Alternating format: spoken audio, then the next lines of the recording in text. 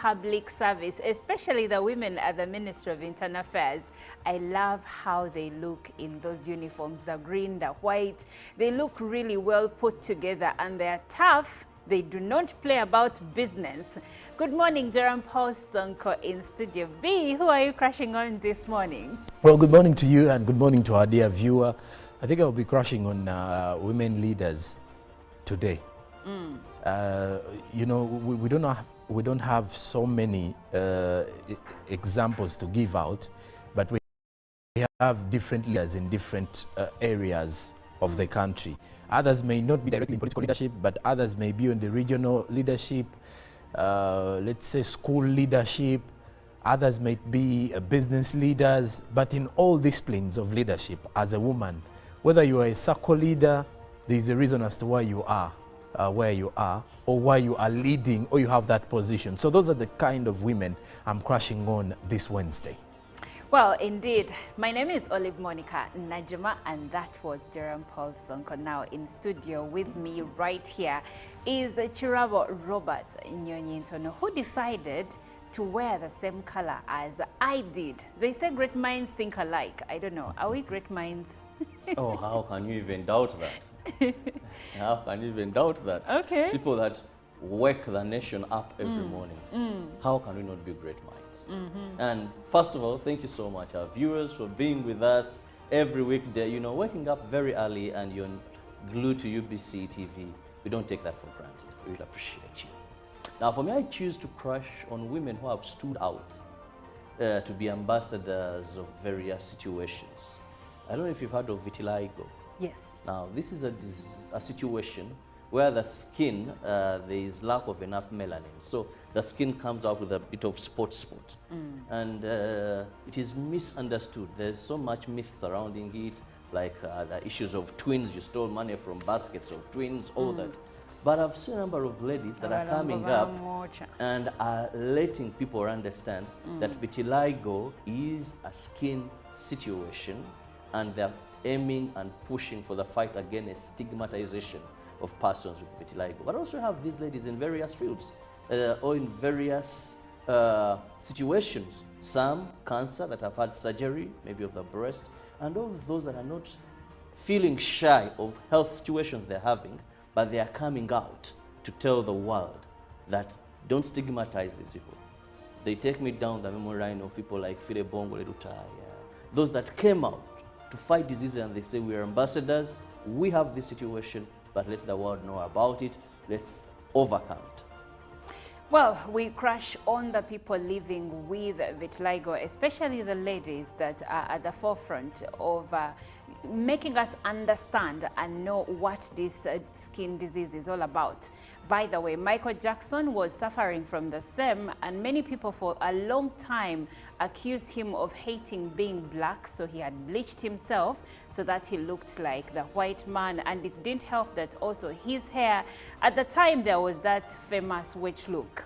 So his hair coupled with his skin color, everyone thought that he hated being black. But he actually had vitiligo, and he didn't want people to see him with patches on different parts of his body. So he used something that made him look almost white. So we crash on you today. Every 25th of this month, the world celebrates, it is World Vitiligo Day. Yes. So we celebrate you. And now we move on, Robert and Jerome Paul, the other side. The evictions in Lubigi and Uganda in Nasana are now moving over to other parts of the country. According to the National Environment Management Authority, they are stretching this exercise to the areas of Chireka, Chinawataka, Nakawa. Jerome, I have a feeling that this is not going to be a good thing in a way. No, when you look at the evictions, it's not going to be well received. It might be worse. It might be worse. Your prediction may not be far-fetched, I should say. And let's say, should I call it being a neighbor or someone close to Chireka?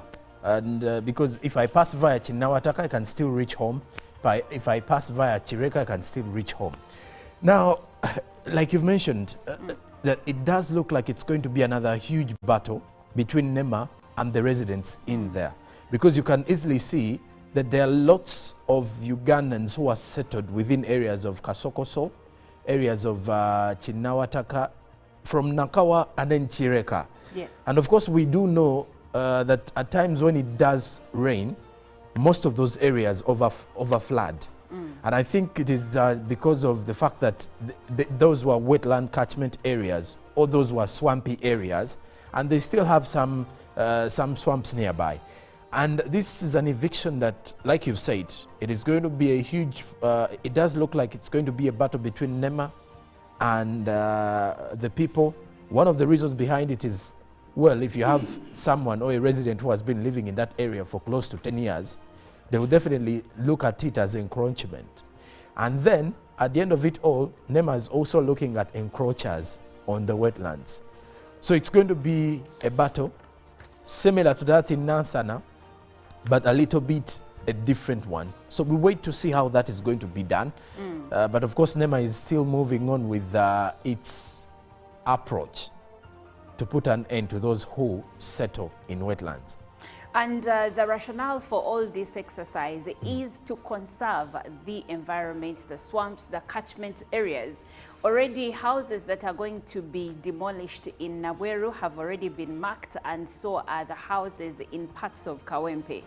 We wait to see how this is going to turn out, but I see running battles between NEMA officials and the residents in these areas. NEMA says that they have already informed the persons that are going to be affected to leave the houses and also take out their property. But have they already left? That's a question we await to be answered.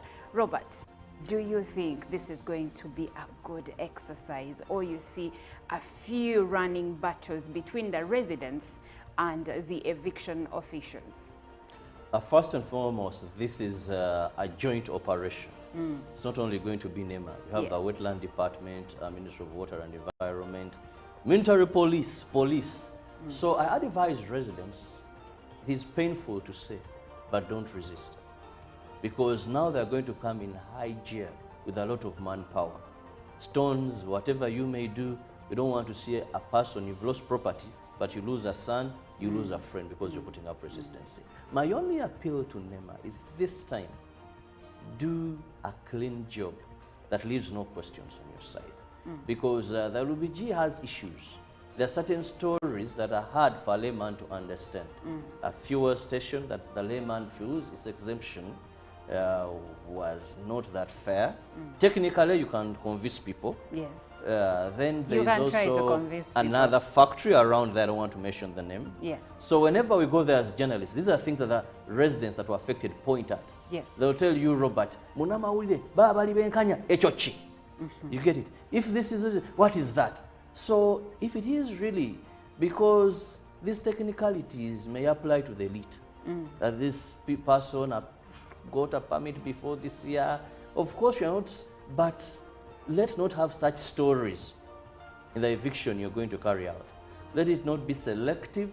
Let it not have issues of saying, finding, you know, you can always find something to defend something. That's right. That's right. So we await to see how this exercise is going to turn out. Obviously, NEMA has, we had it here, and they told us that some of the facilities that were not demolished had gotten permits before the year 2021 and were allowed to stay in the places that they occupy.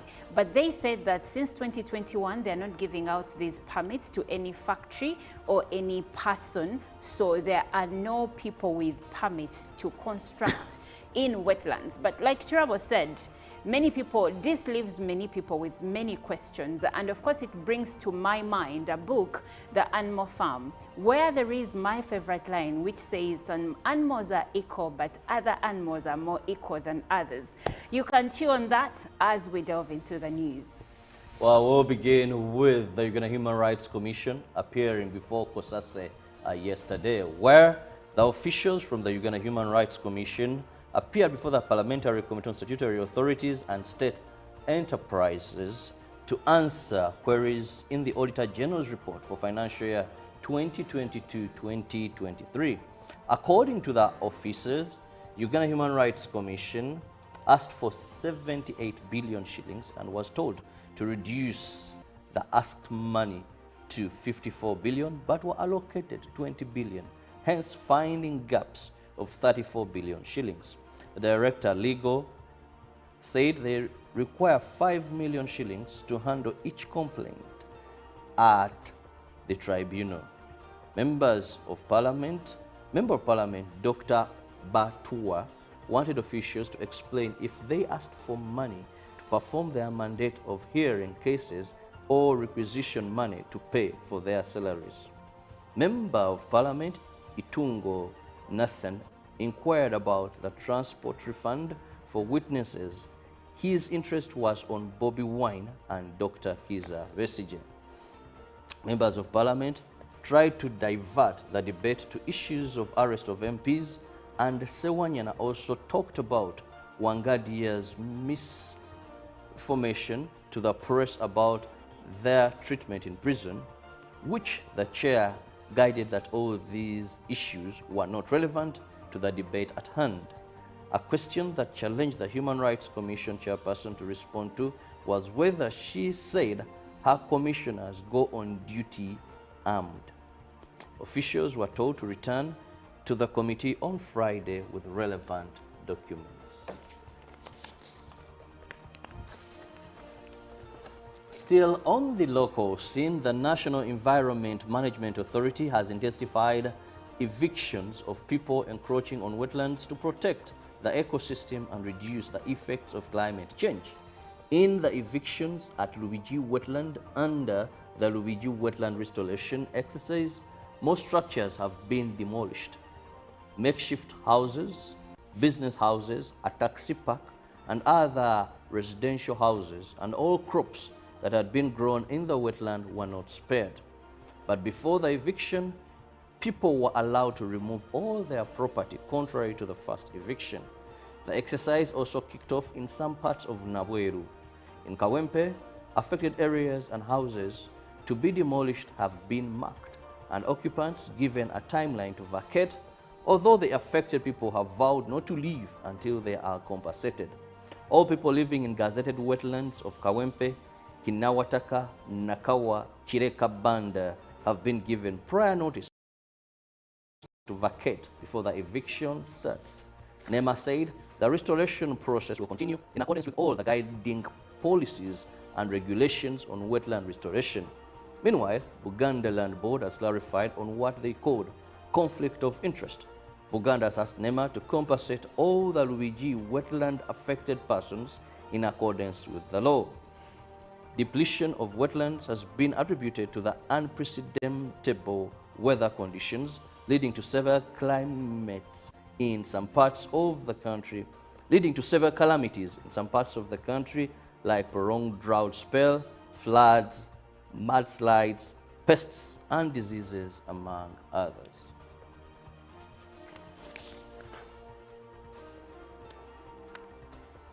And President Museveni has reappointed Brigadier General Freeman Robert Mugabe, chairperson of the General Court Martial.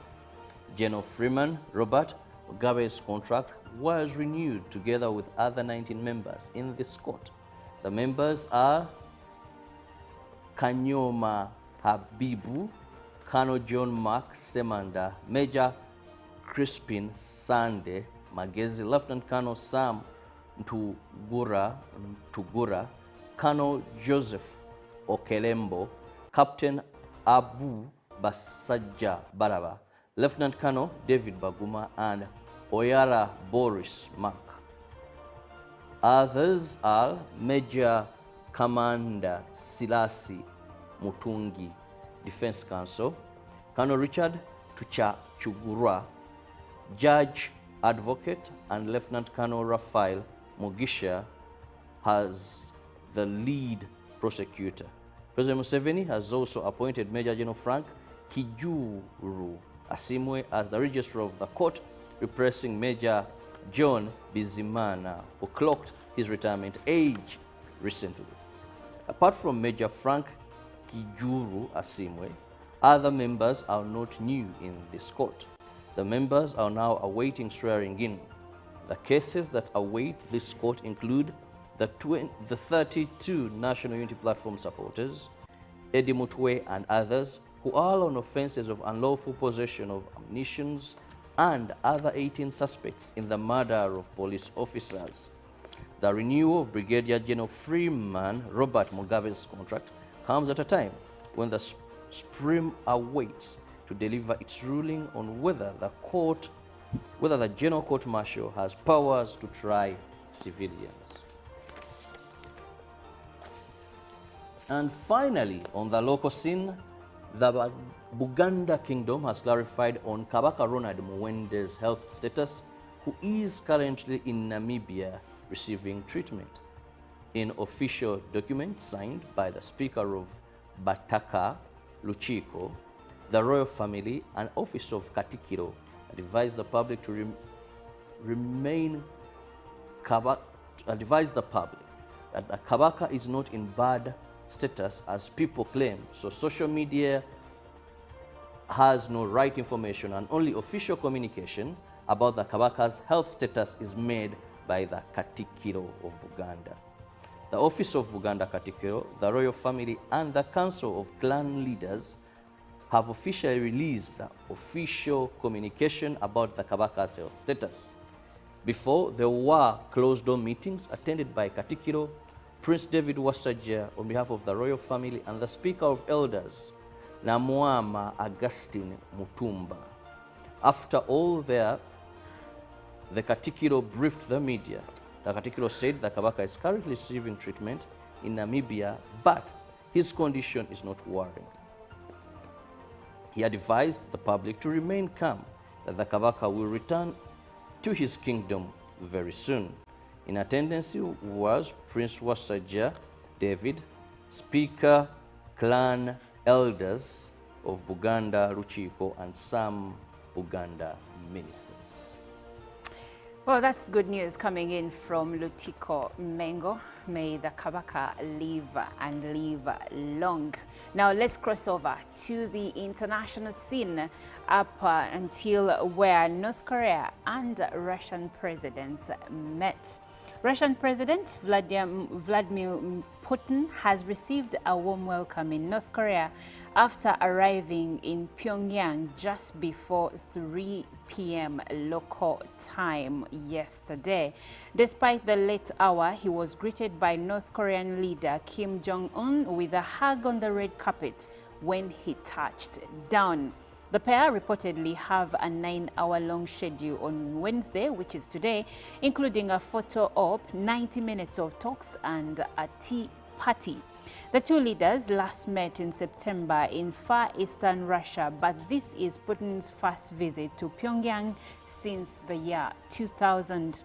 The US and Seoul have accused North Korea of supplying Russia with artillery and other equipment, likely in exchange for food and military aid. Both countries deny the existence of an arms deal, but vowed last year to strengthen military ties. Since Russia's full-scale invasion of Ukraine, Putin has become a pariah to the West and has been seeking allies elsewhere. After North Korea, Putin will visit Vietnam, a longtime ally. Both countries are expected to discuss issues such as trade. Now moving on, Gaza officials demand Israel release 310 health workers who have been subjected to torture and call for an international investigation to reveal the fate of dozens of Palestinian health personnel who it says Israeli forces have kidnapped from Gaza's health facilities. The call comes amid reports that Dr. Ayad Al-Rantisi, 53, the head of the women's section of Kamal Adwan Hospital in northern Gaza's city of Beit Lahia, died during interrogation in an Israeli prison in November. There has been a drastic deterioration of aid flows to the south of Gaza in recent weeks, causing panic and starvation, says the UN spokesperson Farhan Haq. The Israeli army says operational plans for an offensive in Lebanon have been approved as the United States envoy Amos Hochstein wraps up a visit to Beirut aimed at easing tensions between Israel and Hezbollah. At least 37,372 people have been killed and 85,452 injured in Israel's war on Gaza since October 7, 2023. The revised death toll in Israel from the Hamas-led attacks stands at 1,139, with dozens of people still held captive in Gaza. Now coming back to East Africa, Kenya's government has scrapped some proposed taxes in this year's controversial finance bill, including a 16% levy on bread after a public outcry. The announcement by members of parliament came as police fired tear gas and used water cannons to try to disperse angry protesters in the capital, Nairobi. Dozens of people have been arrested, and lawyers earlier joined chanting crowds at the city's main police station to demand that detainees be freed. Since coming to office in 2022, President William Ruto has introduced several new and unpopular taxes with the aim of eliminating the country's national debt of nearly $80 billion. But critics of the latest proposals fear they will stifle economic growth and lead to job losses. Some of the protesters marching through the capital called on the president to resign, shouting, and I quote, "Ruto must go, Ruto must go," end quote. The U-turn over the new finance bill was announced by Kuria Kimani, the chairman of the Parliamentary Finance Committee, at a press briefing attended by President Ruto as well as other lawmakers in the ruling coalition. And finally, speaking matters climate, the era of low-cost air travel in Europe may be over thanks to recent EU environmental policies. This is good news for the climate. However, many low and middle-income people who used to travel around the EU will no longer be able to do so, or at least much less often. The same policies will have little or no impact on much more polluting private jets, which typically cover distances served by commercial airlines and trains. This is unfair. This is an unfair sacrifice for climate action. Addressing this injustice should be a priority for the next EU legislative term if a just and inclusive climate transition is to be achieved. According to data from the European Commission, intra-EU airfares last summer were on average between 20% and 30% higher than they had been before the pandemic. The reasons are high consumer demand, rising fuel costs, and disrupted supply chains. The latter two, at least partly due to the geopolitical turmoil of recent years, in particular the Russia and Ukrainian war. Now that does it for the international news and climate news. Now Jerome Paul Sonko takes us through what the New Vision, Daily Monitor, Citizen, and so much more have for us this morning. And well, I'll start off with what the New Vision is highlighting in Uganda. Parliament committees, NRM imposes term limits. Several sectoral committee chairpersons dropped. You can find more details in the New Vision today. Now, also, well-being, disrespect at home affects many's mental health, according to a new study. And in sports, 9-year-old table tennis star, who is that? Find more details in today's New Vision. Then also, exhibitors promise successful expo ahead of the Bride and Groom Expo this year. Then performance, best and worst performing districts have been named in today's New Vision. Then family series, how to maintain marital bliss in 2 evening years. That is what the New Vision is giving you today. Now, the Daily Monitor, government changes O-level exam grading system. The UCC results, how the UCC results were ranked. They give you how they've been ranked from D1 to F9. And now the new grading sees UCE results will be scored from A to E. And you can find more details in the Daily Monitor. Now, also, Katike Romaga explains Kabaka's whereabouts. And 91% of closed Mercantile Bank customers are to be paid, as NRM top body drops Parliament Committee chairpersons. Find out more in the Homes Perspective, opportunities in the Mbarara property market and where you can easily invest as a real estate developer. More of that is with the Daily Monitor. Now in Kenya, the Daily Nation, new face of protests as Ruto backs down. Now the finance bill, state targets petroleum to fill tax hole. Azimio wants overhaul of controversial bill. Pictorial of some of the Kenyans who hit the streets yesterday. Now reprieve as judges and magistrates end go slow. Then politics, how President shielded Gachagua from members of parliament at Kenya Kwanza meeting. Then in security, we are committed to police mission, Kome tells Haiti officials. That is according to the Kenyan news, that is according to the Daily Nation in Kenya. Now still in Kenya, we look at the front page of the Business Daily. Winners and losers in the Ruto tax trade-off plan. Read about it, as the finance bill is something many of the Kenyans are rejecting. Also, read about the SHIF locking out youth in cancer screening cover, still with the Business Daily. And then life, what it took has to become specialist doctors in Kenya. Some of the specialist doctors share their journeys in the Business Daily. Now Tika, taxes on sale of beer, fuel and cosmetics post a rare fall. That is also in Kenya, as state buys extra 1,000 acres of EPZ factories. Then also Hashi now disposes of assets amid liquidation, as interbank borrowing rates dip to 6 months low. That is with the Business Daily. Now away from the Business Daily, we head south of Uganda with the Citizen, that is in Tanzania. Who's being truthful in the sugar controversy?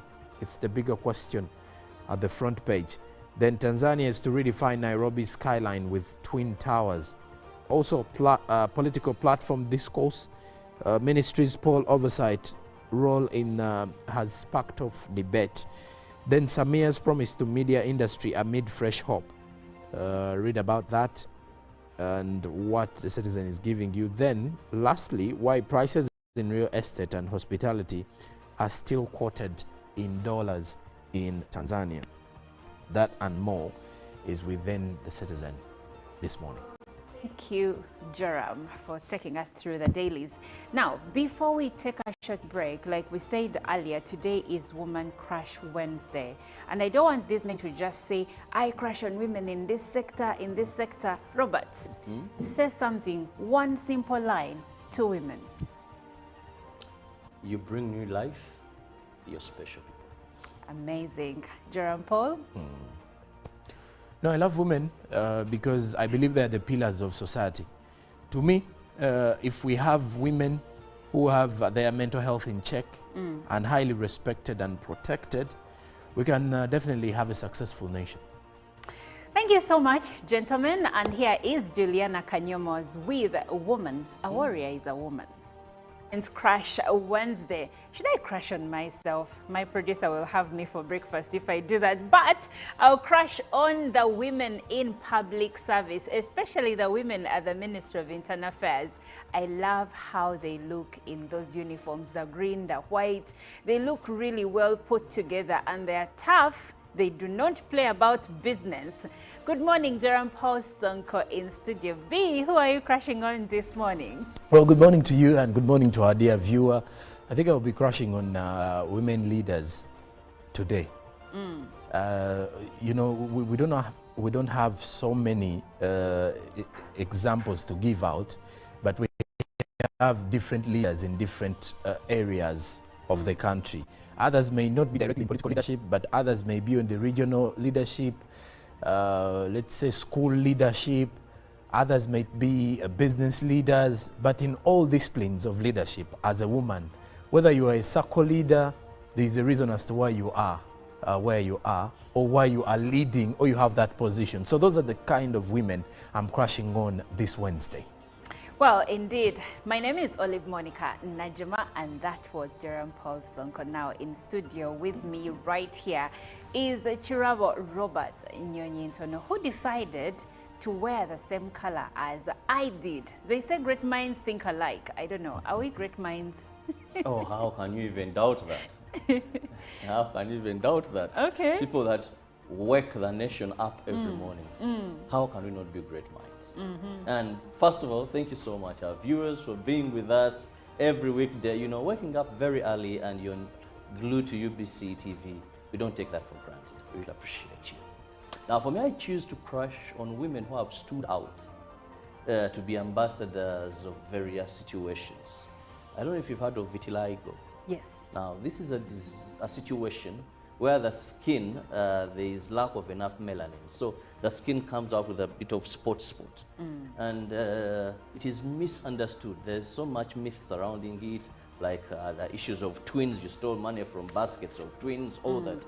But I've seen a number of ladies that are coming up and are letting people understand that vitiligo is a skin situation, and they're aiming and pushing for the fight against stigmatization of persons with vitiligo. But also have these ladies in various fields or in various situations. Some cancer that have had surgery, maybe of the breast, and all of those that are not feeling shy of health situations they're having, but they are coming out to tell the world that don't stigmatize these people.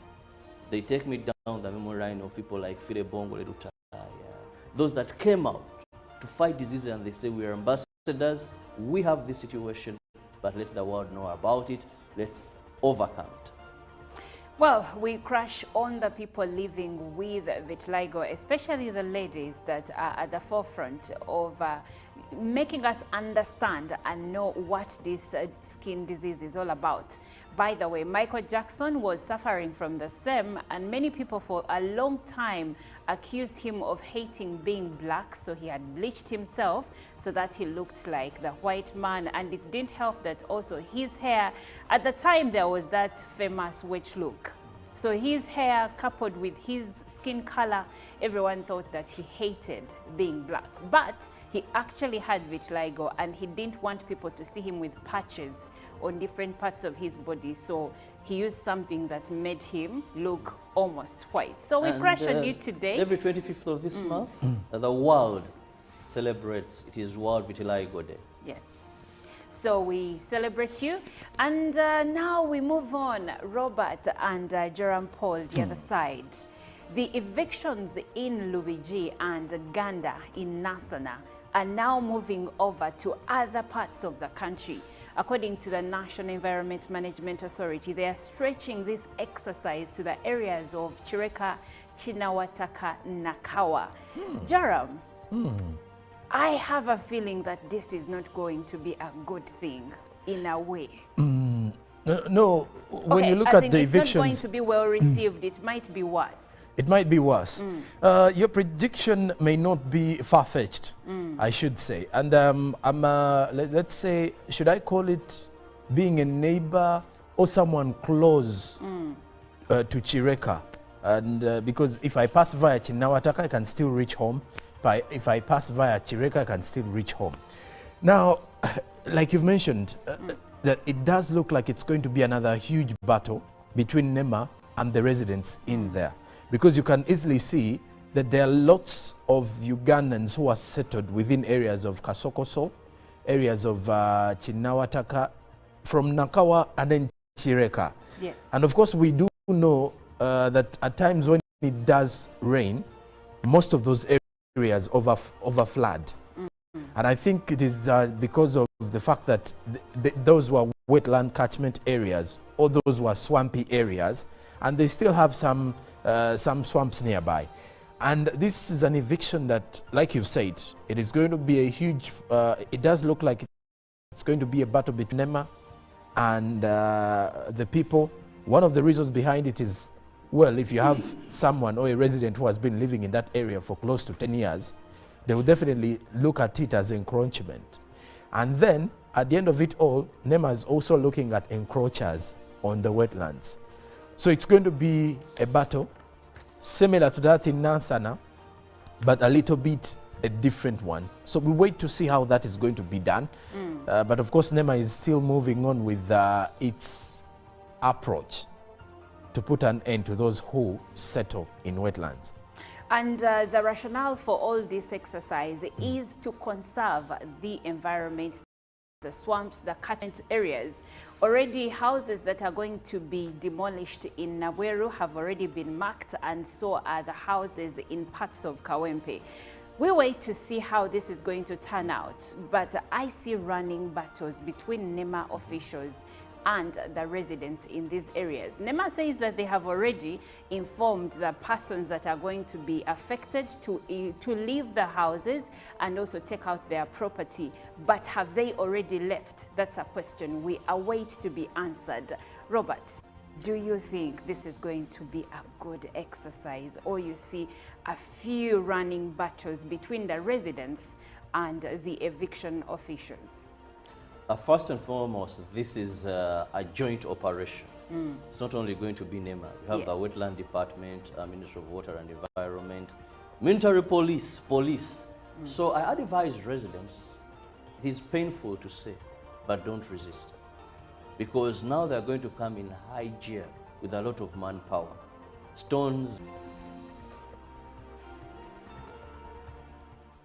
Well, thank you for joining us on our newsreel. It's 5 minutes past the hour of 7 o'clock. My name is Olive Monica Najuma, and I am with Robert Chirabo Nyonyintono. And joining us on the phone is Emmanuel Dombo, who is the spokesperson for the National Resistance Movement Party. Yesterday, President Museveni, who is the president of Uganda in the event that you had forgotten, met with the Central Executive Committee at the State House in Entebbe. The meeting was chaired by His Excellency, the President, who serves as the party's national chairman. What were the issues that were discussed in this meeting, and what were the areas of focus? This is what we want to look at, and that's what Mr. Dombo is going to talk about with us this morning. Good morning, sir. Good morning to you, and good morning, our listeners. Well, we are happy to have you this morning. I'll let Robert say good morning, and then we will start. Good morning, Honorable Dombo. Good morning, Robert. It's a pleasure to be with you this morning. And of course, Ugandans are very eager, and more so those that belong to that party, to exactly know why SEC met urgently yesterday, and what were the resolutions that you arrived to? Well, thank you very much. It is indeed gratifying for me also. But also we are grateful as a party to the management of UBC to be according us an opportunity whenever it's necessary to enable us to come and give information, clarify on a number of issues, but also educate Ugandans about how other organizations run, especially the National Resistance Movement.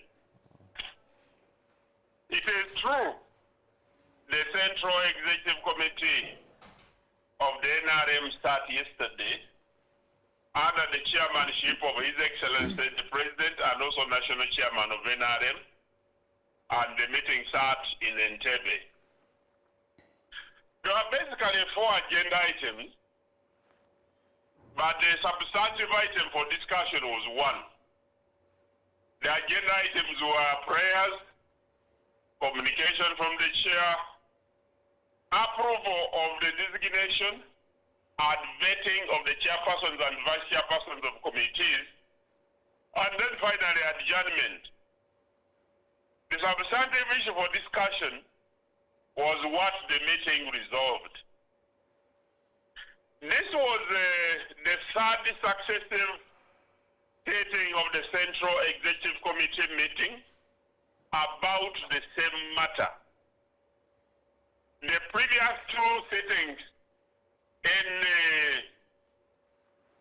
which started last week under the chairmanship of the Alhaji Moses Chigongo, established the principles upon which the SEC resolved about 2.5 years ago to be conducting the affairs of the committees.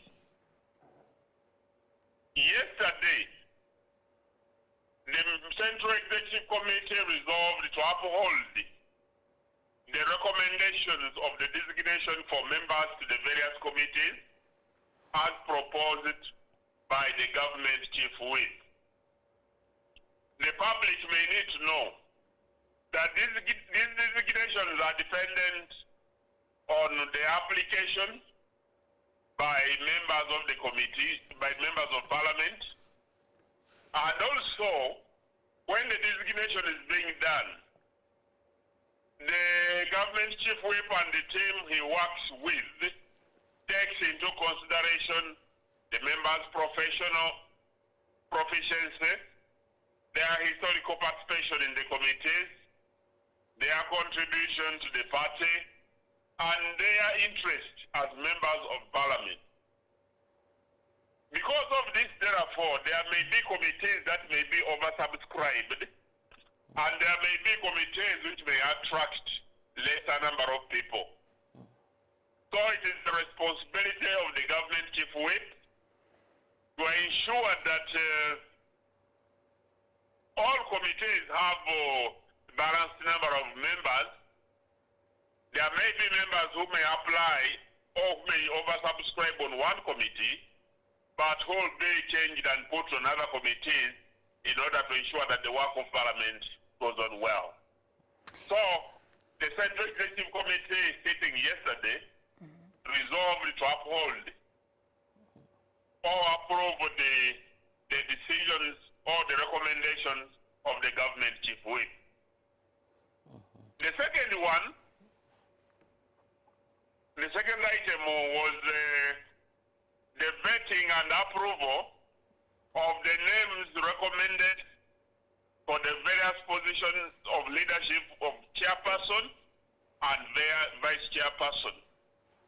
But before the vetting started, the Central Executive Committee resolved to uphold its earlier decision, where it was decided about two years ago that for sessional committees, like these ones which were being considered yesterday, they are changed on an annual basis every year. But for the NRM, it was decided that the minimum period which a member of the sector committee can lead, if he or she has worked well, it is 2 years. This would enable the member to learn what happens in the committee, to acclimatize, but also it helps the work of the committee, especially if there is work in progress, like all committees are. At that time, it was resolved that all sectoral committees, the chairpersons and vice chairpersons, should be allowed to lead for a period not exceeding 2 years. And then for the standing committees, which were designated midway last year in December, the standing committees, which take a period of 2.5 years, it was allowed or resolved that members of parliament be allowed to head them for one round of 2.5 years, so that the leadership can be rotated to enable other members of NRM to provide leadership at the various committees, to be trained on how committees function, but also to create an equal opportunity for members also to show or demonstrate their skills. So those were the two resolutions made yesterday to uphold the list as recommended for the membership of the committees, but also to designate the members to the leadership of the committees take into consideration the previous SEC resolution.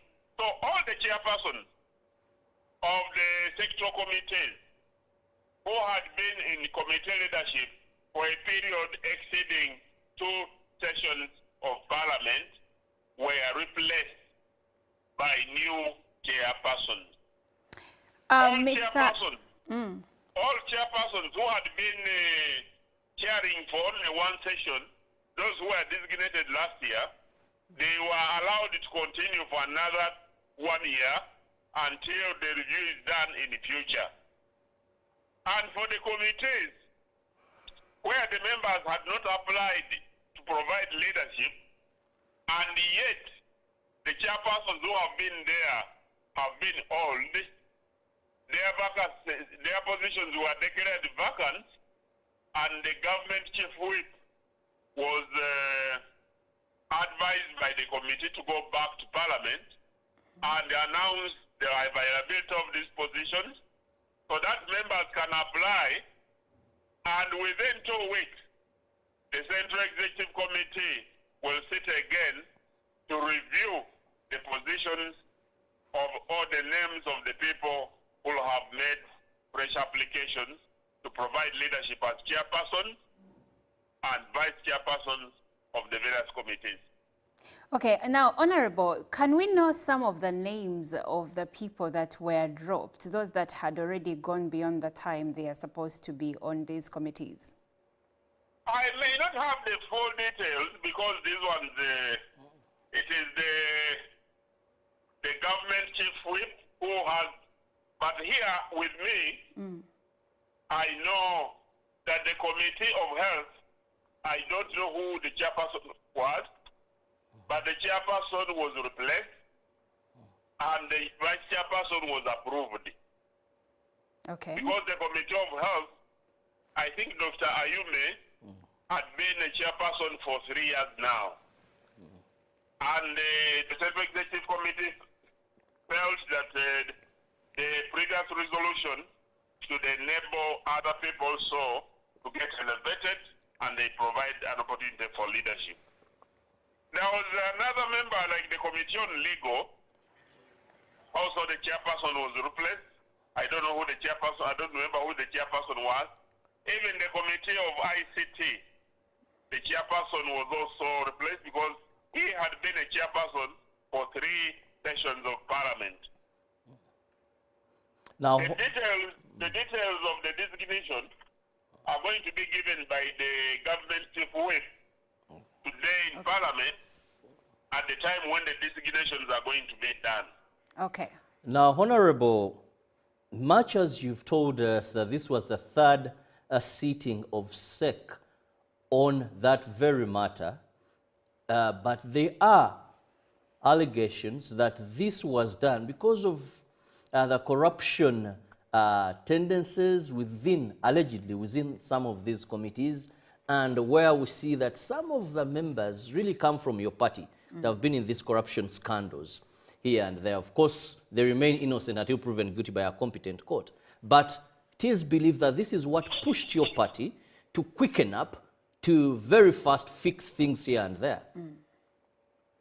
Absolutely not, because this resolution was done 2 years ago when there hadn't been any allegations of corruption against any member of parliament.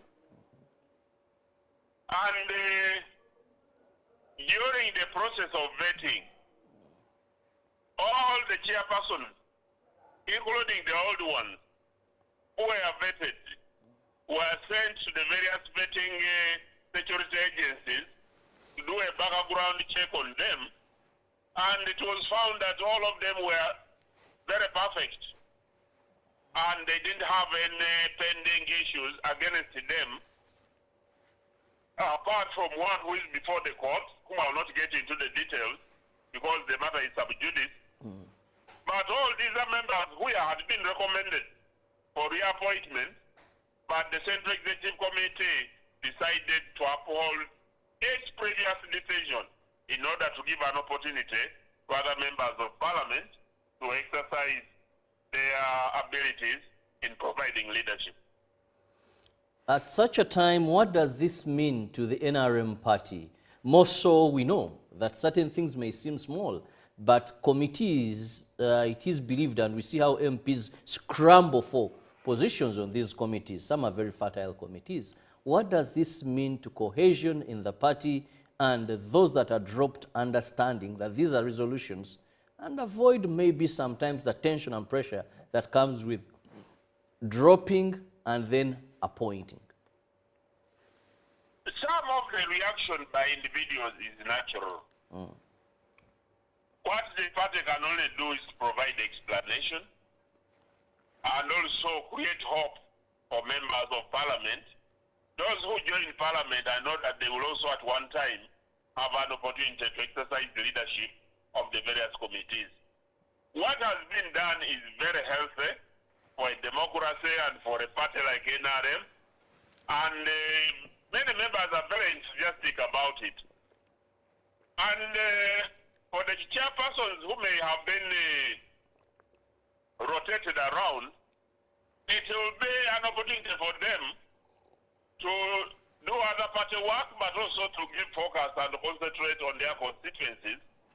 Because when the elections are coming nearer, I know that many members of parliament have lost in the past because they have concentrated on committee work and at times not being able to balance between committees and their constituencies. So this one is a win-win situation. The only thing we have to do as a party is to explain to the public, because the reviews have been done at a time when there has been investigations in parliament about some corruption tendencies, and this may prejudice the discussions and the reasons as to why, but this was done purely because of the previous resolution of parliament, I mean of the Central Executive Committee, which was done about 2 years ago. I'm sure Ugandans are curious to know whether the party leadership is concerned with the corruption allegations that are being levied against some of its members, and whether or not this issue came up during the executive meeting. The party leadership, with the president and the national chairman himself, did communicate during the State of Nation address in Parliament that he had been conducting some investigations and discovered that some members of Parliament were accountable according to the evidence that he has.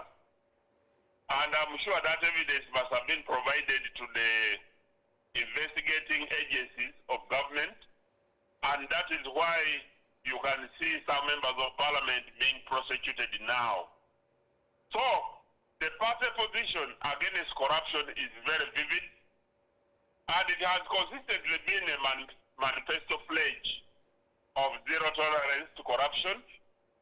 And you know that all the agencies that fight corruption and the laws that have been adopted have been done and strengthened during this regime of the national resistance movement.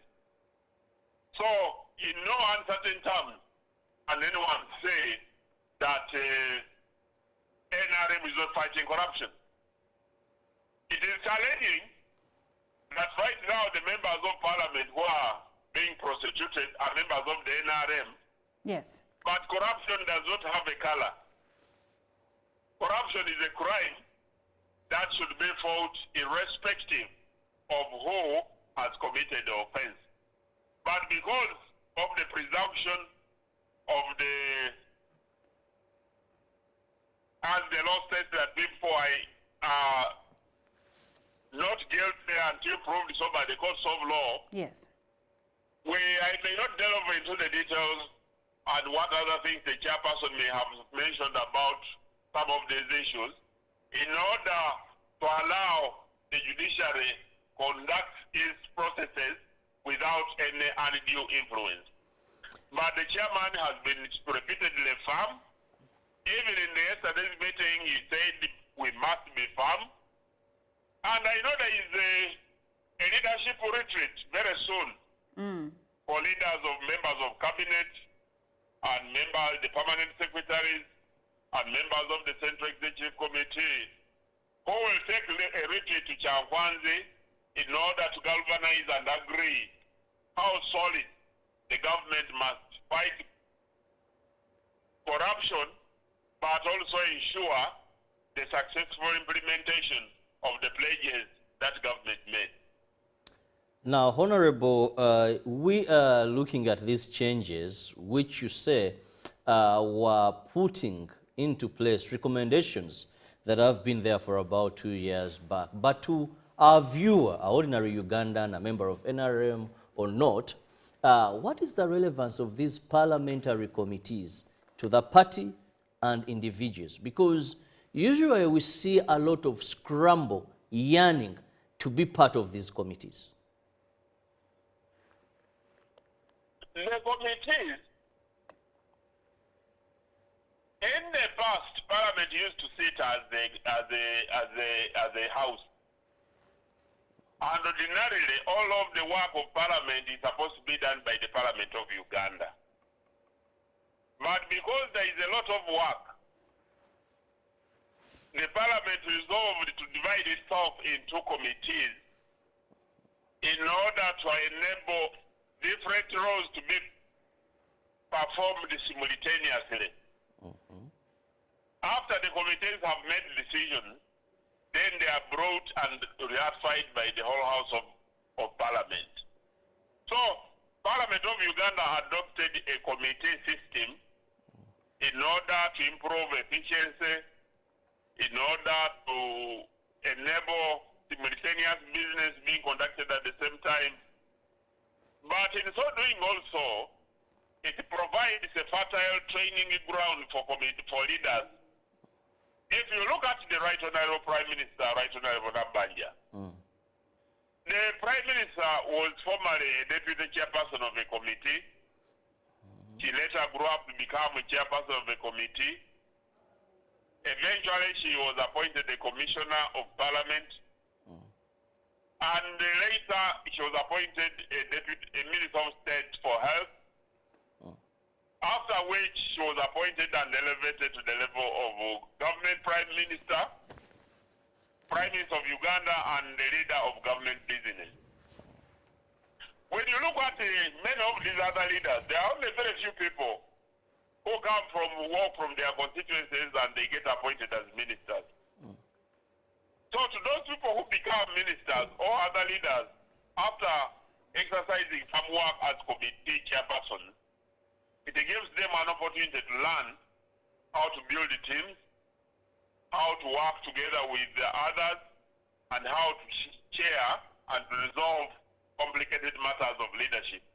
So the committee system is very helpful to Parliament in the execution of its work, but also it is helpful to the individuals because they get an opportunity to learn on the job how work is done. So would we say these members of Parliament yearn for experience and yearn for these positions because maybe they are likely to be noticed and identified for bigger things, or is it the hefty allowances that come along? All of them. Committee leadership creates an opportunity for you to be seen and known. Yes. You can say the current Minister of Defense, Honorable Boss of Boss, when he entered the Parliament, he was a nobody. He went on the Committee of Rules and he executed his work effectively. He was nominated as the chairperson of the Committee of Legal and Parliamentary Affairs, and he was repeatedly returned to that office because of the excellent work he was doing.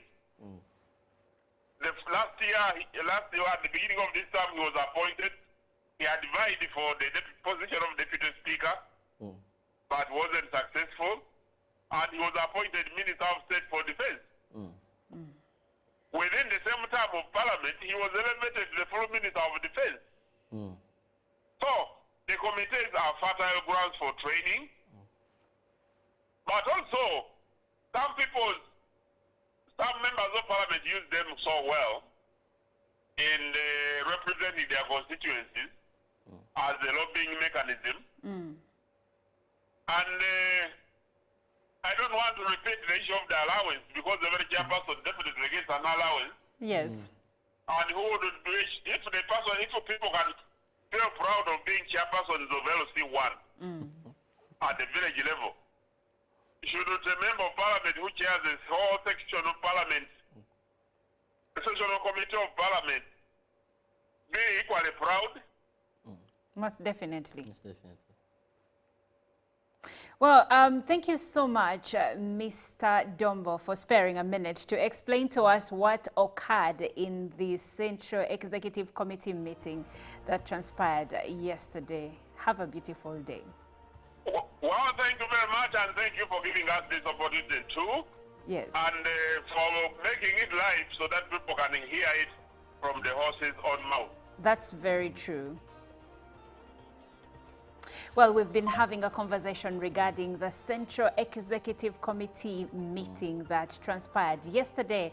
And of course, it was led by the NRM chairperson, who is President Yoweri Kaguta Museveni. Some of the key priority areas, they have been mentioned by NRM's Director Information and Publicity, Mr. Emmanuel Lumala Dombo. Now, if you have more queries regarding the same, today the NRM Chief Whip will be presenting the names of the committee members that were dropped and the new ones that may take over. And I think this is exciting.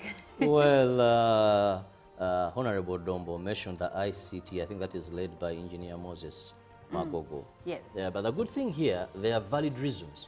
Because when someone says, we are looking at, would I use the word term limits? Now, if you've served for this particular time, Yes. now please give room for room. somebody else to come in. You know, if you have either you're rotated, so it clears the air that these people are not dropped because maybe they're involved in some scandals or they have not performed very well, but it's just a contract is over and this contract is not renewable. And it is procedure as informed by the spokesperson of the party. So let's not really follow what social media says. And it's good that he said you had this from the horse's mouth. So what he said, because he was present in the meeting, is what you should take. And that's our mandate as UBC, to bring you information like this from the horse's mouth. Well, we will take a short break and we'll be right back.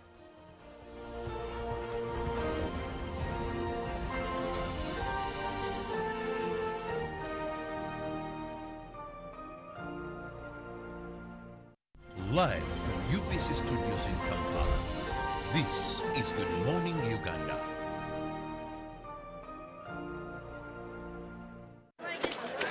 Juko. Yo. Check the shopping, man. What's your secret? Uganda, haven't you heard of the Parish development model PDM? Yes, I did, but I thought it was just a talk. No, Sebatia. It is real. I and a few friends together formed a circle, accessed money from the PDM, invested in a portrait project, and now things are moving.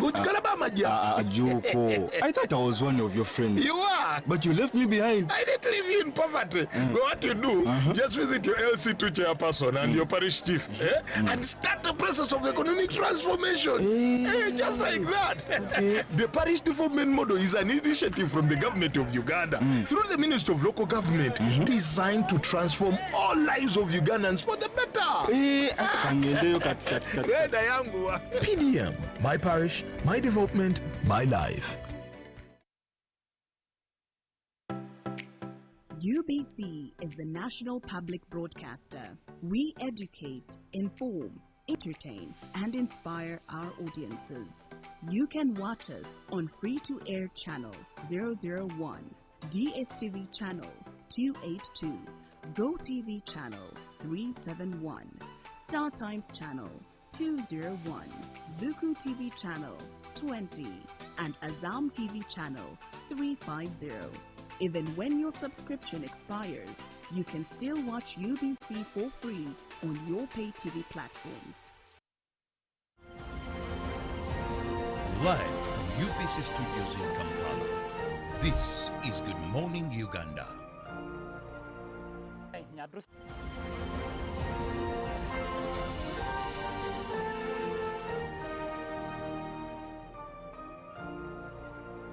Is my name Like my chief warden has introduced, I'm the tourism warden for Queen Elizabeth National Park, where we are now.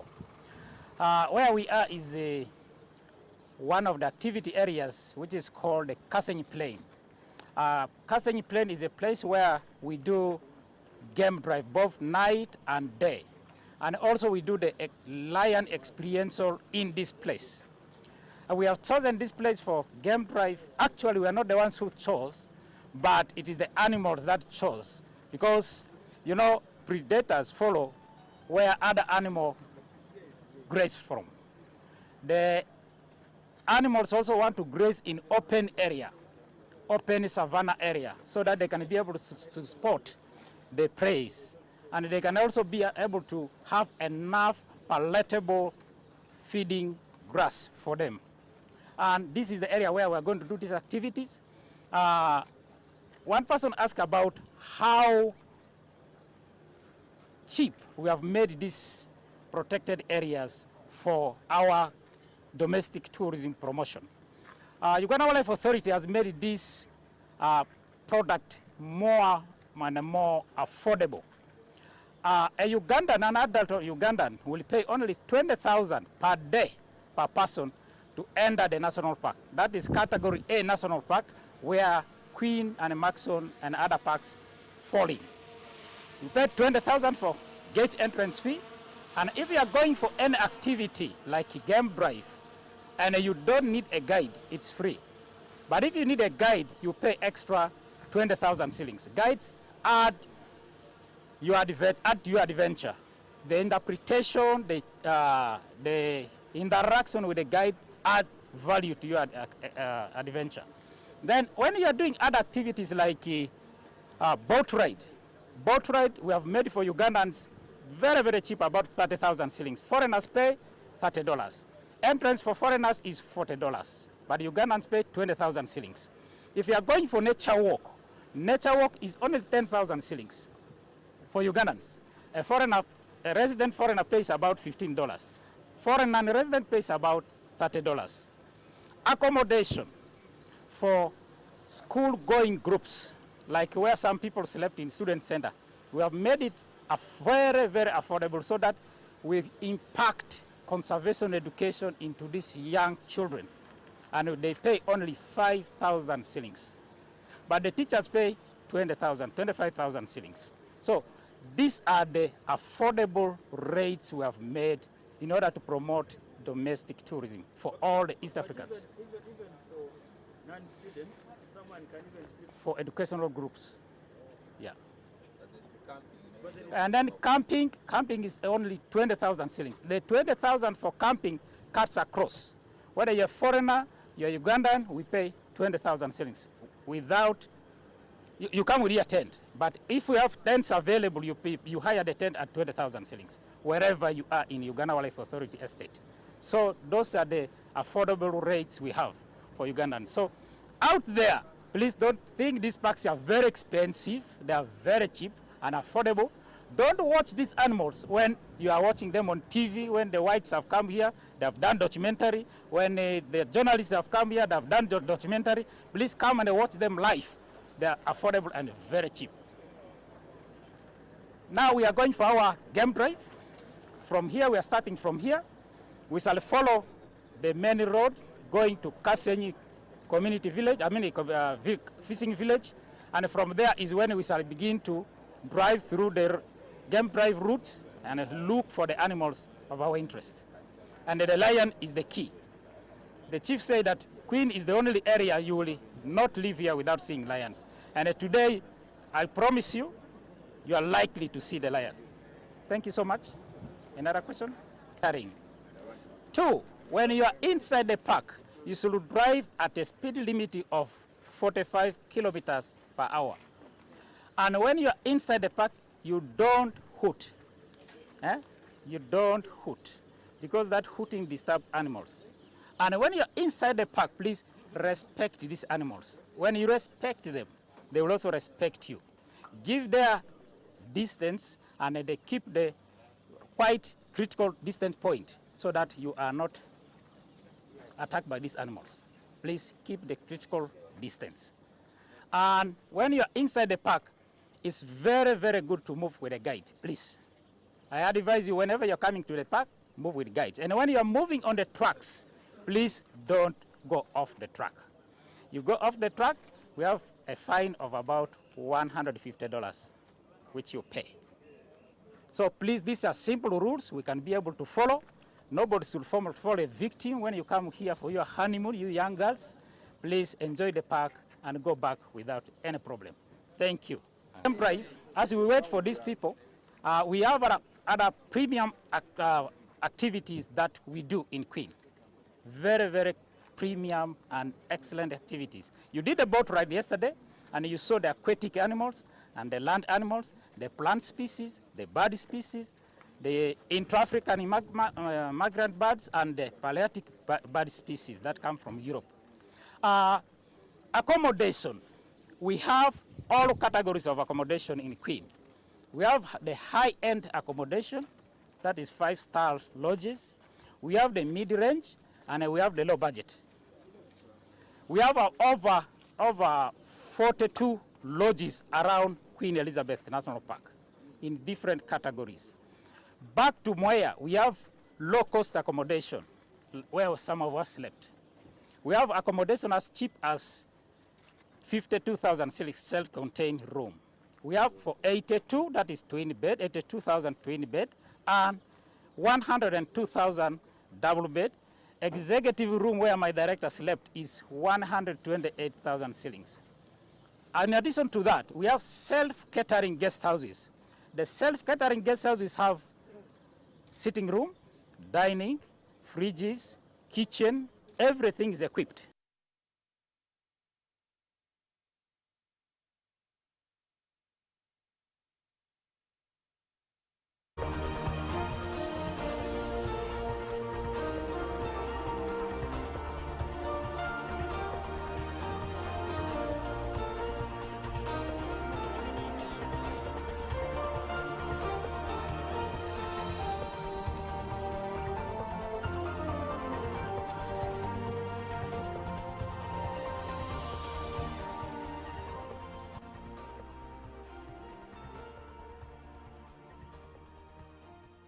Well, good morning. The conversations in the background here are quite interesting, but it's now time for us to get into the world of business and see what is making headlines from what is happening in Uganda's economy. Well, we start off with what is coming in from the government as the civil society players are seeking for support and are calling upon the government to harness the oil and gas resources. As we are looking forward for 2025, as the oil and gas sector will definitely be taking shape in Uganda, the appeal was made at the second annual Joint Civil Society Organizations Conference, which was centered on just energy transition. Now, this year's conference converged stakeholders from the public and private sectors to discuss matters oil and gas, and also to foster partnerships for sustainable development of Uganda's oil and gas sector.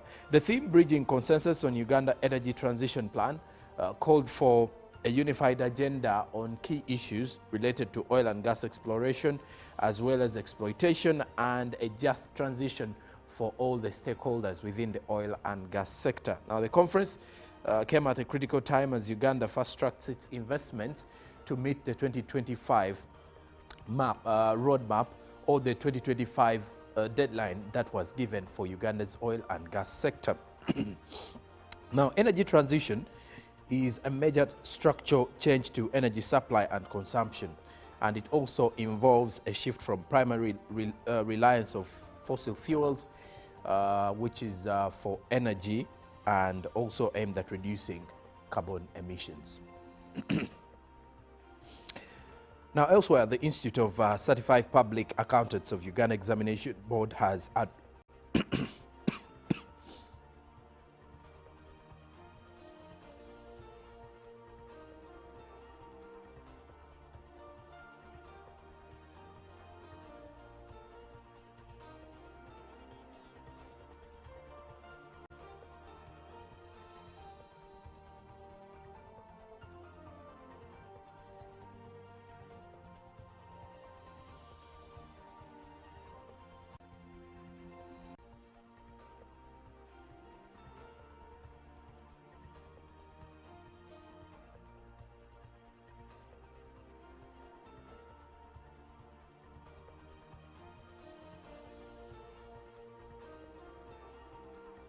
of Uganda Examination Board has addressed candidates' performance through student engagement, tuition provider involvement, syllabus revamping, and provision of new reading materials.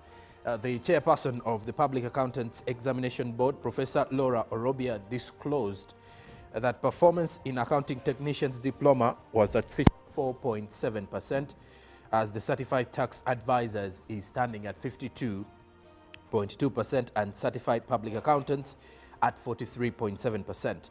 These results were announced during the release of the May 2024 examination results at an event officiated by the Vice President Ronald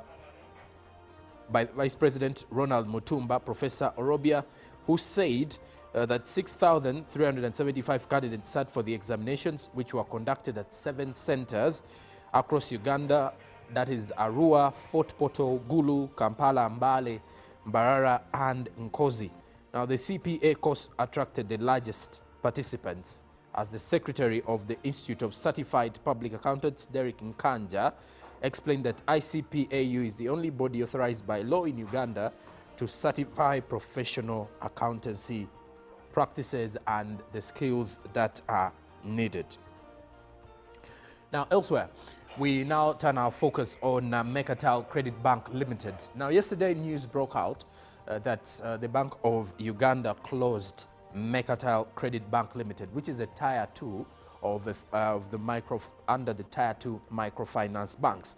Now, the Bank of Uganda revoked the license of Mercantile Credit Bank Limited and ordered the company to wind up its affairs in the country. Mercantile, which is a Tier 2 financial institution, is also part of the credit institutions that are described as non-bank, but financial institutions that engage in acceptance of call and time deposits repayable after a fixed period of time.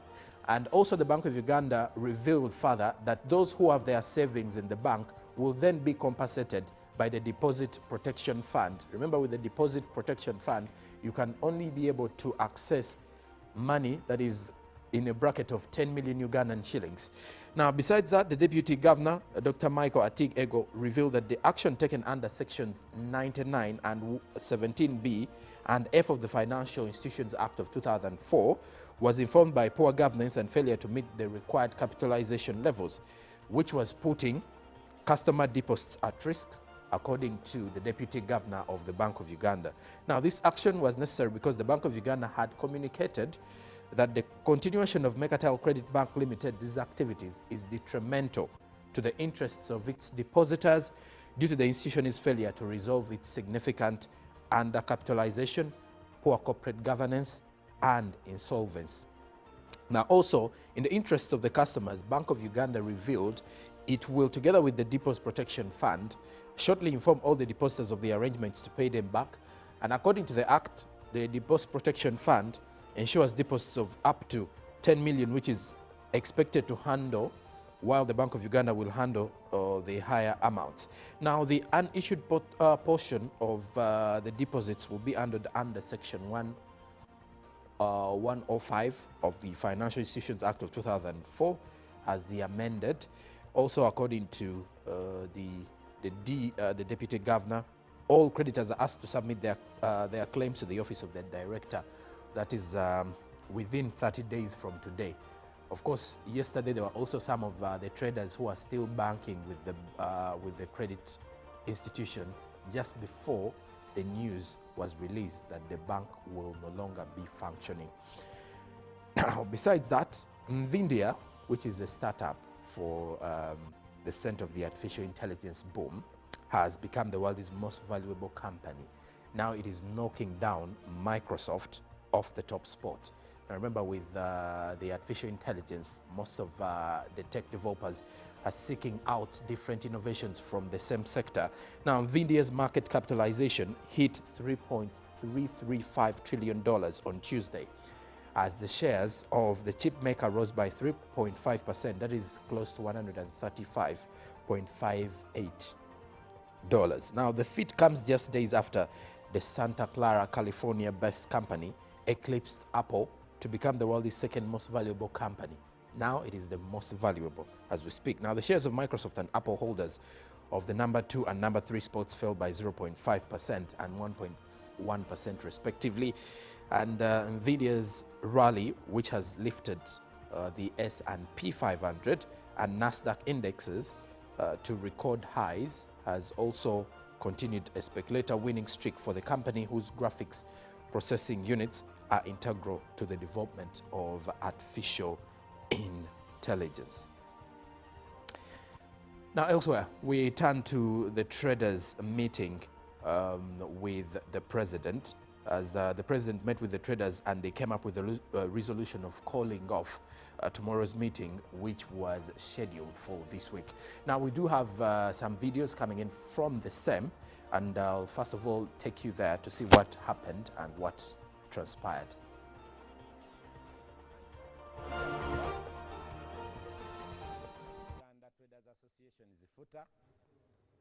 Olunaku olwaleero tumiitinze omukulembeze w'eggwanga ku nsonga zaffe ez'okutumiitinga Kololo nga bwe twali twayogera, naye atunnyonnyodde ebintu bingi ku nsonga ze twayogera Kololo, era n'atusaba nti olw'okuba abadde tannaba kukola bulungi research ku nsonga za IFRIS, emisolo egya kilo, values, ensonga y'aba manufacturer okutembeeya ebintu, n'atusaba olukiiko olubadde olw'ennaku z'omwezi nga 2 ku Lwokuna luyimiriziddwa, n'agamba alirwedde okubaawo ng'ennaku z'omwezi 31 Kololo. Ntwala omukisa guno okuwola abasuubuzi mwenna okwetoloola eggwanga nti mujje Kololo ng'ennaku z'omwezi 31 Ogw'omusanvu, ate mu ngeri y'emu ne mbasaba okubeera abakkakkamu kubanga ebintu byonna byonna bisigadde nga bikyali on hold nga bwe yayogera nga tuli Kololo.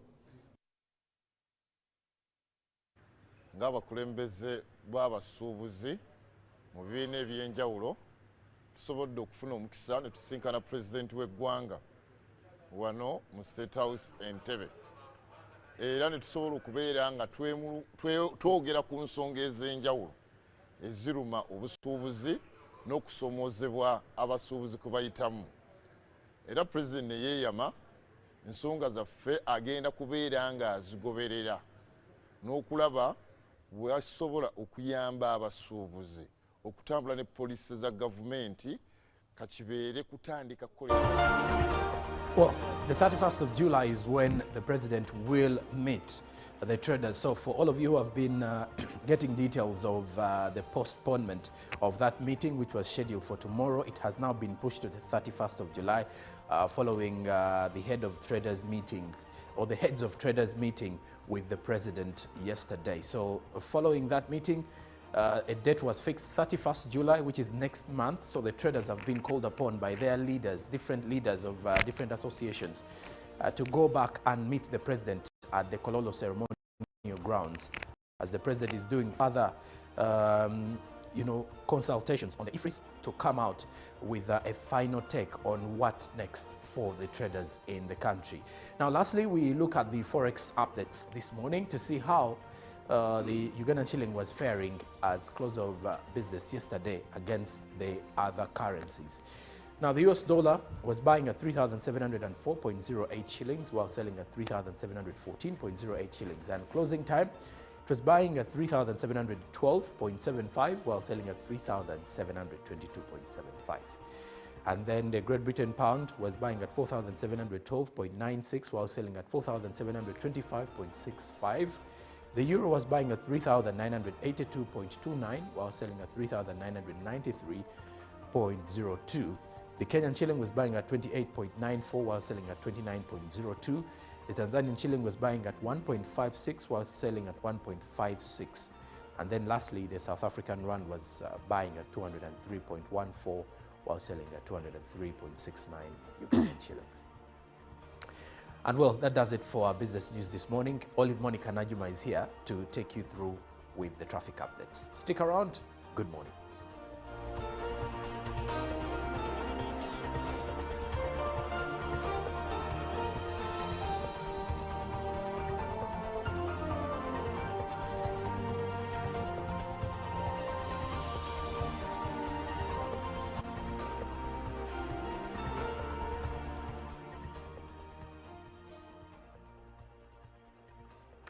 We thank you for sticking with us this morning, and we will be launching into to our traffic updates. But before that, there is an announcement from Kampala Capital City Authority that would like for you to see, and then we will pick it up from there. My name is Olive Monica Najuma.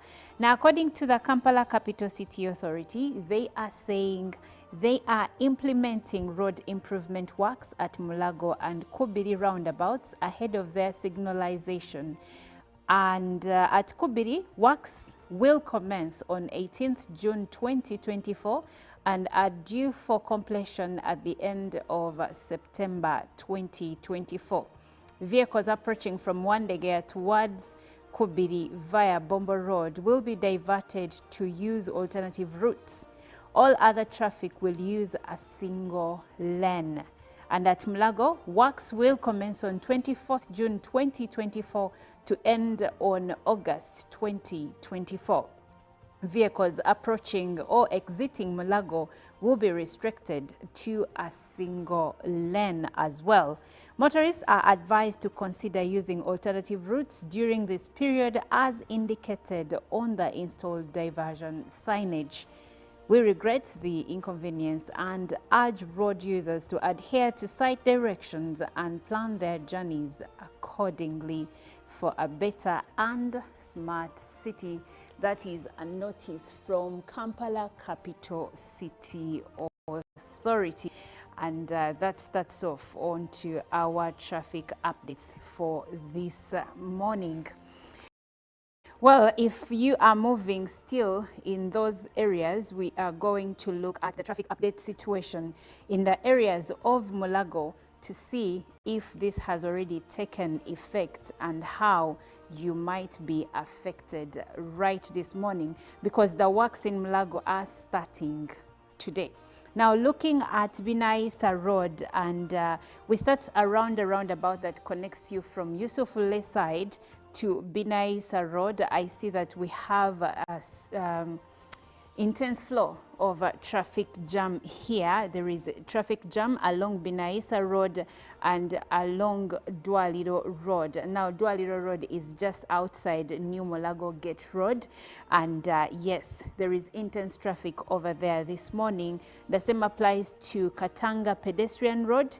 And still moving ahead, I see that just around a roundabout at Kubiri, the road has been already closed off. So if you're coming from Bombo Road side, approaching Kubiri, you may have to use an alternative route because this section has already been closed off, as evidenced by those red and white lines that you're seeing on your screen just outside the roundabout. And still looking at other routes like Gaza Road as it connects to Kubiri, I see there is smooth flow of traffic over there, so you can see how to alternate the routes and get to the heart of town. Now, looking at other neighboring roads like Muganzi Awongera Road, I see there is smooth flow of traffic just until it connects to Bombo Road. That's where that corner, sharp corner, is where you might experience traffic jam, but the other side there is smooth flow of traffic over there, the entire section of Muganzi Awongera Road. And now looking at Sir Apollo Kagwa Road, I see that as it connects to the bypass roundabout, there is smooth flow of traffic, a little bit of traffic jam along the bypass roundabout, but nothing much to worry about. And looking still at the other roads still in this area, I see that Nawe Road has a bit of traffic jam just before it connects to that road that takes you through the Kampala Gulu Highway and then transition into Sir Apollo Kagwa Road and Bombo Road. Now, since Kubiri has been closed off, I think you're safer using, especially if you're coming from Bwaise, Naweru, Kawempe, you're safer using Sir Apollo Kagwa Road this morning, and it has smooth flow of traffic at least until you reach the traffic lights that bring you from Nakulabye, and as you join Makere Hill Road, this is where you're going to encounter traffic jam as you move into the areas of Wandegea or into the areas of Namirembe Road. Well, that does it for our traffic updates. My name is Olive Monica Najuma. Thank you so much for being a part of Good Morning Uganda.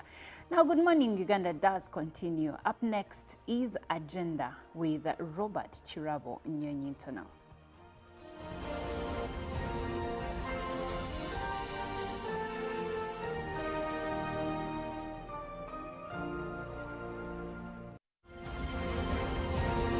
Live from UBC Studios in Kampala, this is Good Morning Uganda.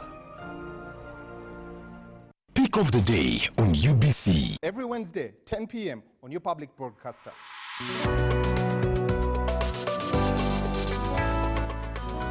Was brought to you by.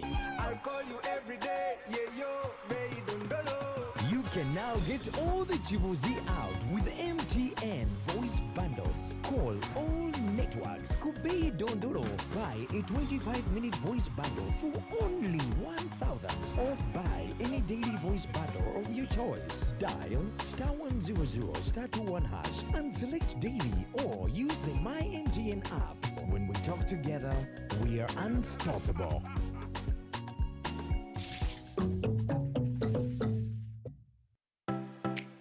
UBC is the national public broadcaster. We educate, inform, entertain, and inspire our audiences.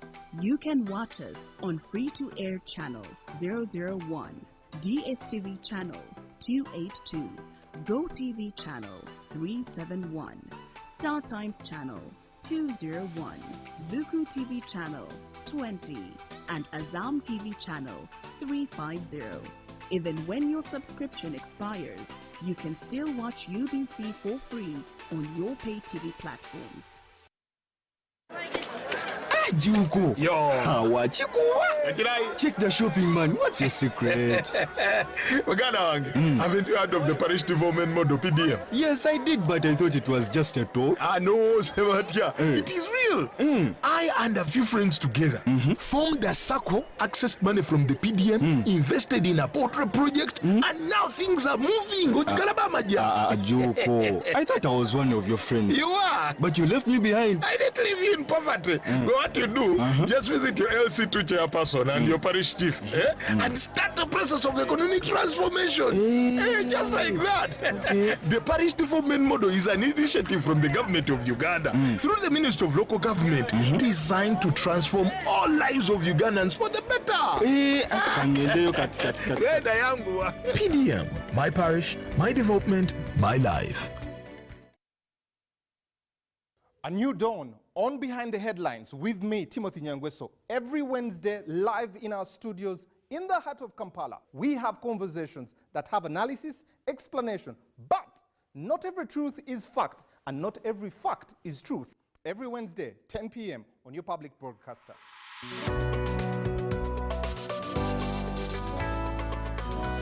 All on your public broadcaster, UBC, inspiring Uganda. 107.3 Kampala, 96.9 Mbale, 95.7 Jinja, 98.6 Soroti. You are all covered. UBC Butego.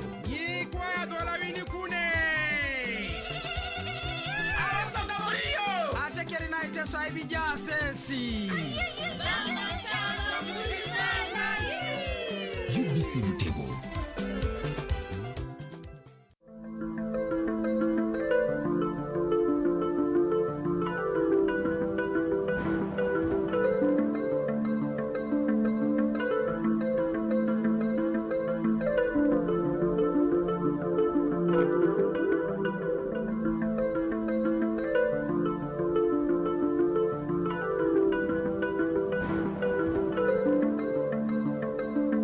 Live from UBC Studios in Kampala, this is Good Morning Uganda.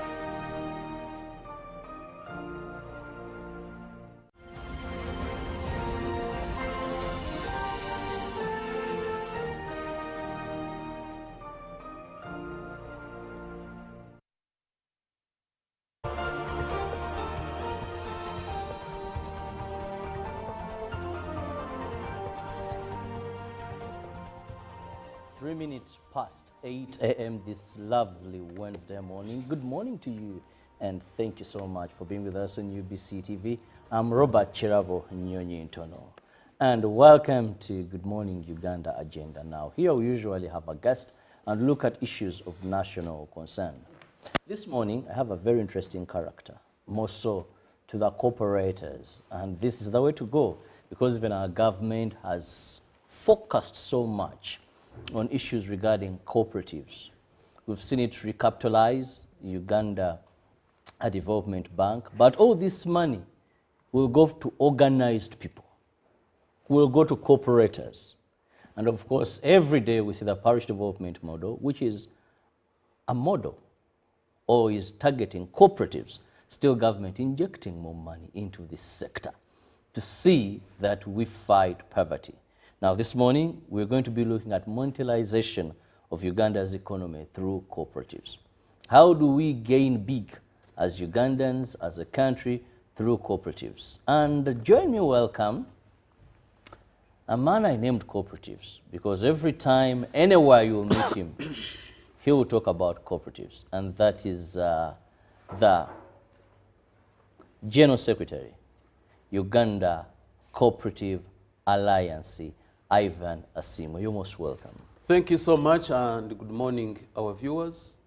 I want to take this opportunity to thank UBC for this opportunity once again.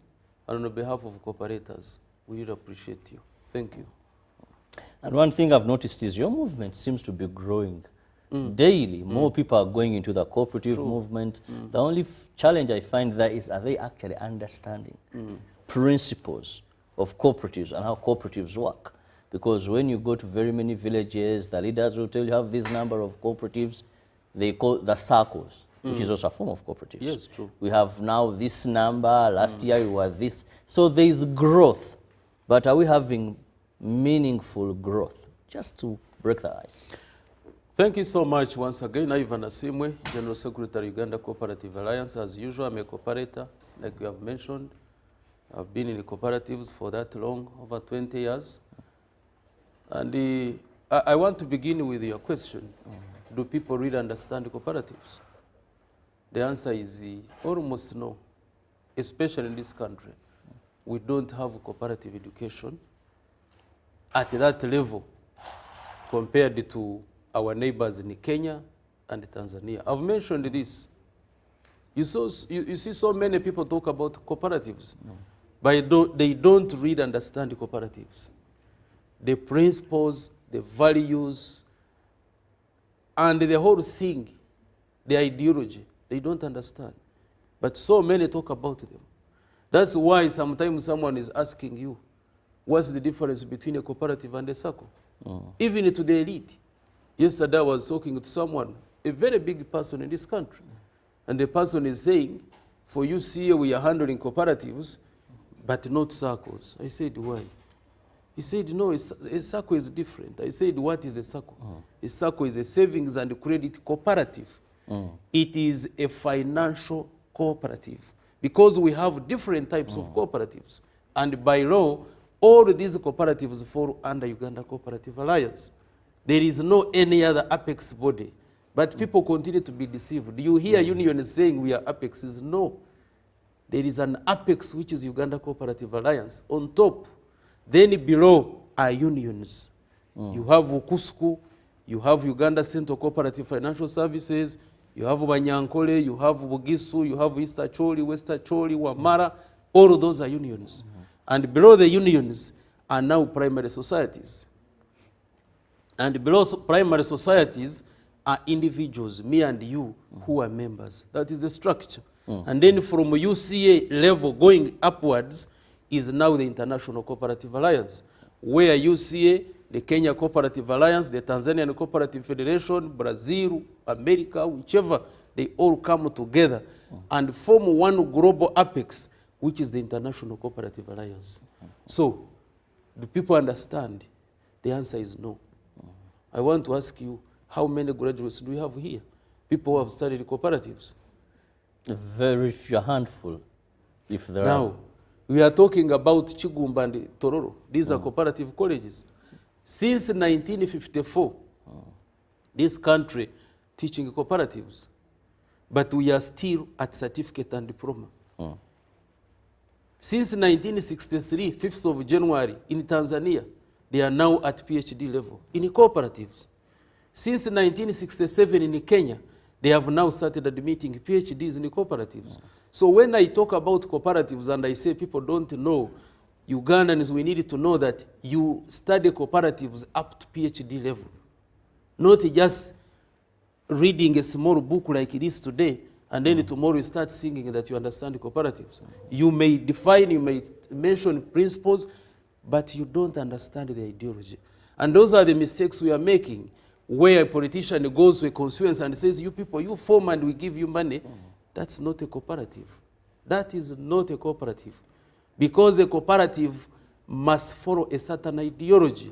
Me and you, like it happened on the 14th of March 1761 in Scotland, when the weavers seated together, they realized they had a problem.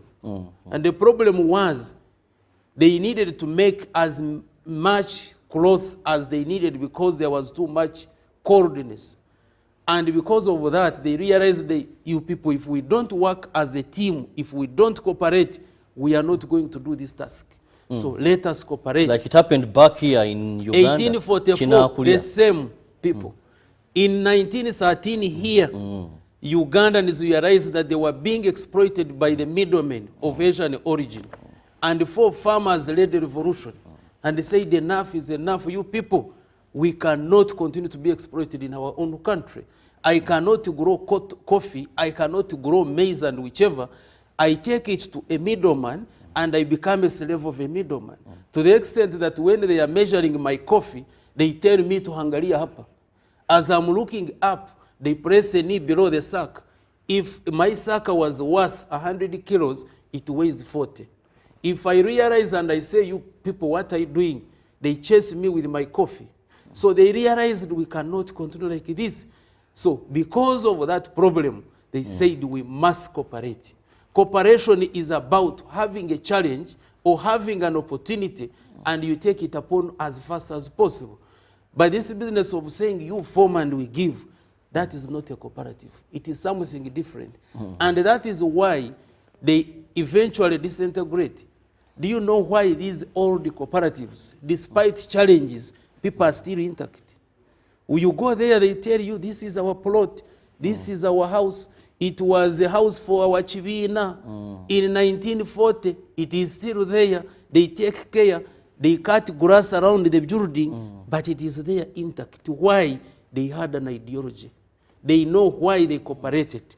It's like we are here in this studio, Cherabo, a wild animal, a cat comes inside here, and it is coming to attack. Then we say, no, Ivan, don't run away. Let us cooperate and kill this animal. That is a cooperative. Already you have an ideology.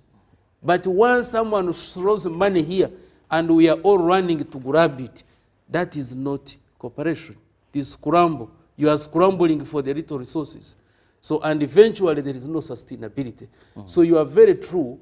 We are having those challenges because people do not understand the cooperatives. Maybe and I want to urge the government. This is why I'm really urging our government. If you are promoting cooperatives, you are putting a lot of money. I have seen like in this budget, and the minister was really giving a good report on how much money has gone into PDM. Trillions of money. But the question is, do we have the human resource? Do we have people who understand the cooperatives who are going to work in these cooperatives? I will tell you, I had worked for almost 7 years in the circle, but I had not studied the cooperatives. So the moment I went to Moshi University to study cooperatives, that is when I realized that I didn't understand the cooperatives. Yet I was there 7 years. By that time, I was even a certified accountant doing the auditing. But I realized as an accountant, I didn't understand the cooperatives. Why accountants don't study cooperatives? But we are supposed to audit them. So you find that you study international financial reporting standards, the international public sector accounting, but we do not study cooperative accounting. So you find that in our reporting, you assume that a cooperative is a company, when actually it is not, because a cooperative is member-owned, member-used, member-controlled, and benefiting members, which ideally is different from a company, because a company is based on the fact that once it is legally registered, it becomes a separate legal entity from its shareholders. But a cooperative and a member they are all fused together. So meaning that financial reporting for this entity is totally different from the other one also company. aims at profits. Yes, the other one aims at profits, but the cooperative aims at serving the needs of the members at a surplus, not a profit. So the audit should be definitely very completely different. Reporting is different. Like circles, you must use the order of liquidity. But you go somewhere and you find they are using the order of permanency. You go to a cooperative union, for example, aggregating a coffee. Because these cooperatives, they aggregate coffee, for example. Me and you as coffee farmers, we bring our coffee together into a primary society. The different primary societies aggregate at the union level. The union exports the coffee. They come back and pay the farmers. There is first payment, which is farm gate. There is the second payment, which is the surplus made after sale. Then there is the third payment if you are supplying through fair trade, which is called the premium payment. Now, those three payments and the ownership of the coffee from the farmer up to the market, as opposed to a company which buys and sells, then in financial reporting, there is no sales and purchases. Because you are not purchasing, but rather the farmers are aggregating their coffee. But you find an auditor putting up the financial statements, especially the comprehensive income, and is mentioning sales less cost of sales, which is ideally wrong. So those are things that we need to look at. Go to the legal fraternity. We are having challenges. You wanted to come with a case here. You find that a SACCO, for example, goes to court. Yes, goes to court. You are a SACCO, I'm a member.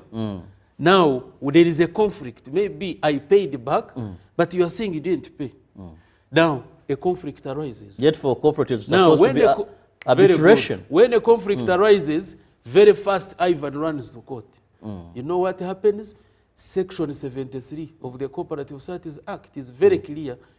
All disputes regarding cooperative societies shall not be forwarded to court, whether it is magistrate, whether it is high court, but rather it shall go through arbitration. And the procedure is clear. Me and you, we get an arbitrator. When we fail, you get yours, I get mine. The two arbitrators get the third person, who is neutral. That is an arbitrator. It goes on to say, in case we totally fail, subsection 5 of section 73, the General Secretary of Uganda Cooperative Alliance shall appoint an arbitrator. In case I get an arbitrator and either party is aggrieved, is not happy with the ruling, then you appeal to the board of Uganda Cooperative Alliance. Are you seeing now how many lawyers know this? So that is why most cooperatives are losing cases. And all of that rotates around the cooperative. Well, Ivan, we can take a whole day trying to educate and bring a broader picture of Ugandans to understand cooperatives. Now, before I even go any further, we have a number of our viewers who have requested, saying, ask Ivan, we hear monies that were meant for compensation, about 164 billion, to cooperators. This money went missing. And recently, I got not yet confirmed information, but we've had reports and allegations that there could be even some members of parliament who fear now to attend because they messed with some of these monies that were meant for cooperators. Now, just a word from you regarding this issue. Moderator, this is very unfortunate. And you see, a lot is happening in this country. First of all, Uganda Cooperative Alliance, as an apex body, should ideally be involved in the entire process. The process of identifying which cooperative lost, how much was lost, how the payment is going to be done, and then after that, have the members benefited. Unfortunately, we are never involved at any stage. I want listeners to listen to this. This is not my question. This should be asked. The question should go to other people who did this. So, and that is why I'm saying, as an apex body, it is very unfortunate, because had they involved the UCA, possibly wouldn't have reached this level. Because for us, we want transparency and accountability. And we are there for cooperators. We are established, owned and controlled by all cooperatives in the country. 45,159 cooperatives in the country. 18 million Ugandans, they control Uganda Cooperative Alliance. So we should have come in to really address this issue. We are also reading in the papers the way you have read. So whoever is asking me, then you are asking a wrong person. We should be together asking who did this. Is it Ministry of Justice? Is it Ministry of Trade? Is it Ministry of Finance? Who did this? Now, how, for example, how did you identify these cooperatives? How did you value the loss? What methodology did you use? If, let's say, a union was there and it lost, what parameters were used to come up with a figure? Secondly, if you paid this money, because ideally, if the compensation is made, the money is supposed to go to the beneficiaries. So, did it actually go there? These are questions. So, I would leave it at that. We have read, because this one dents the name of cooperatives. As we are trying to rebuild, then we wouldn't want to see such information. But it's very unfortunate. But I'm happy government is taking action. So since government is taking action, I wouldn't really want to speak a lot on the same issue, since government is handling. And one clear thing is, for those asking what is the Apex body doing, they weren't involved. They're also getting to know yes, this. we are reading like any other person, and we are concerned like any other cooperator. So government help us to really understand what happened, and if the money did not reach, then it is the role of government, because government has all the machinery to make sure that whoever is responsible is brought to book. That is all I can say about it. Now, this takes me greatly to monetization of Uganda's economy through cooperatives. Ivan, why do you think that maybe this is the silver bullet we've been waiting for to transform Uganda's economy? Thank you so much. I want to tell you, if I was in charge of planning for this country, you would need to give me just 5 years with the support to transform this economy. You don't need witchcraft. You don't need magic to transform this country. You only need to identify development pillars. And pillar number 1 is cooperatives. Just that. I really don't agree with the capitalism. I agree with the cooperativism. I have read both. But capitalism does not support a developing country like Uganda. It supports a developed country where you have reached very far and you are using your companies to go out and exploit other economies. That is capitalism. But cooperativism brings people together. Me and you, Chirabo, we have done journalism. Instead of walking in all these streets of Kampala looking for jobs, we combine our knowledge, our skills, our expertise, our little resources, and we start a media house. As simple as that. You know, 1 + 1 makes a bundle. Whoever is listening may think, but is this thing possible? It is very possible. If our forefathers were able to form these bigger unions, the Banyankole was a giant. You go to Kigezi, you go everywhere in the whole country, we have giants. The unions were very strong unions, to the extent that you can imagine before, by 1962, owning 14 gineries and 7 coffee chewing works, by today would be exporting a finished product of coffee. Instead of importing Nescafe, we would be exporting a finished product, and we make money. So monetization ideally is about using our resources to make money. God gave this country all the resources that we need. This is why when Churchill came here, he traversed the whole of Africa. You know his book, My Journey to Africa. He moved along within Africa, but he did not see a very beautiful, a gifted country like Uganda, and he named it the Pearl of Africa. Now, Ivan, when you talk about transforming this economy through the cooperative model or cooperatives, one will ask, we once saw what cooperatives did to this country, but then we saw them collapse at a certain level. Today, yes, we are seeing steady, fast growth. However, more so in agricultural-based cooperatives, where today, if you talk about like Chibinge, one of the cooperatives I love so much in Chibinge, in Masaka. There are many others that are coming up. Farmers are waking up and saying we need to revive the previous glory of cooperatives. But when it comes to other forms, for example, financial cooperatives, I must say they have not yielded so much. They have had several challenges. And that one would ask, why would we see Uganda and still go to money lenders? You know, simply they would have cooperatives. If I have money, if you have savings, then I can get money. What is wrong with the financial bit of these cooperatives?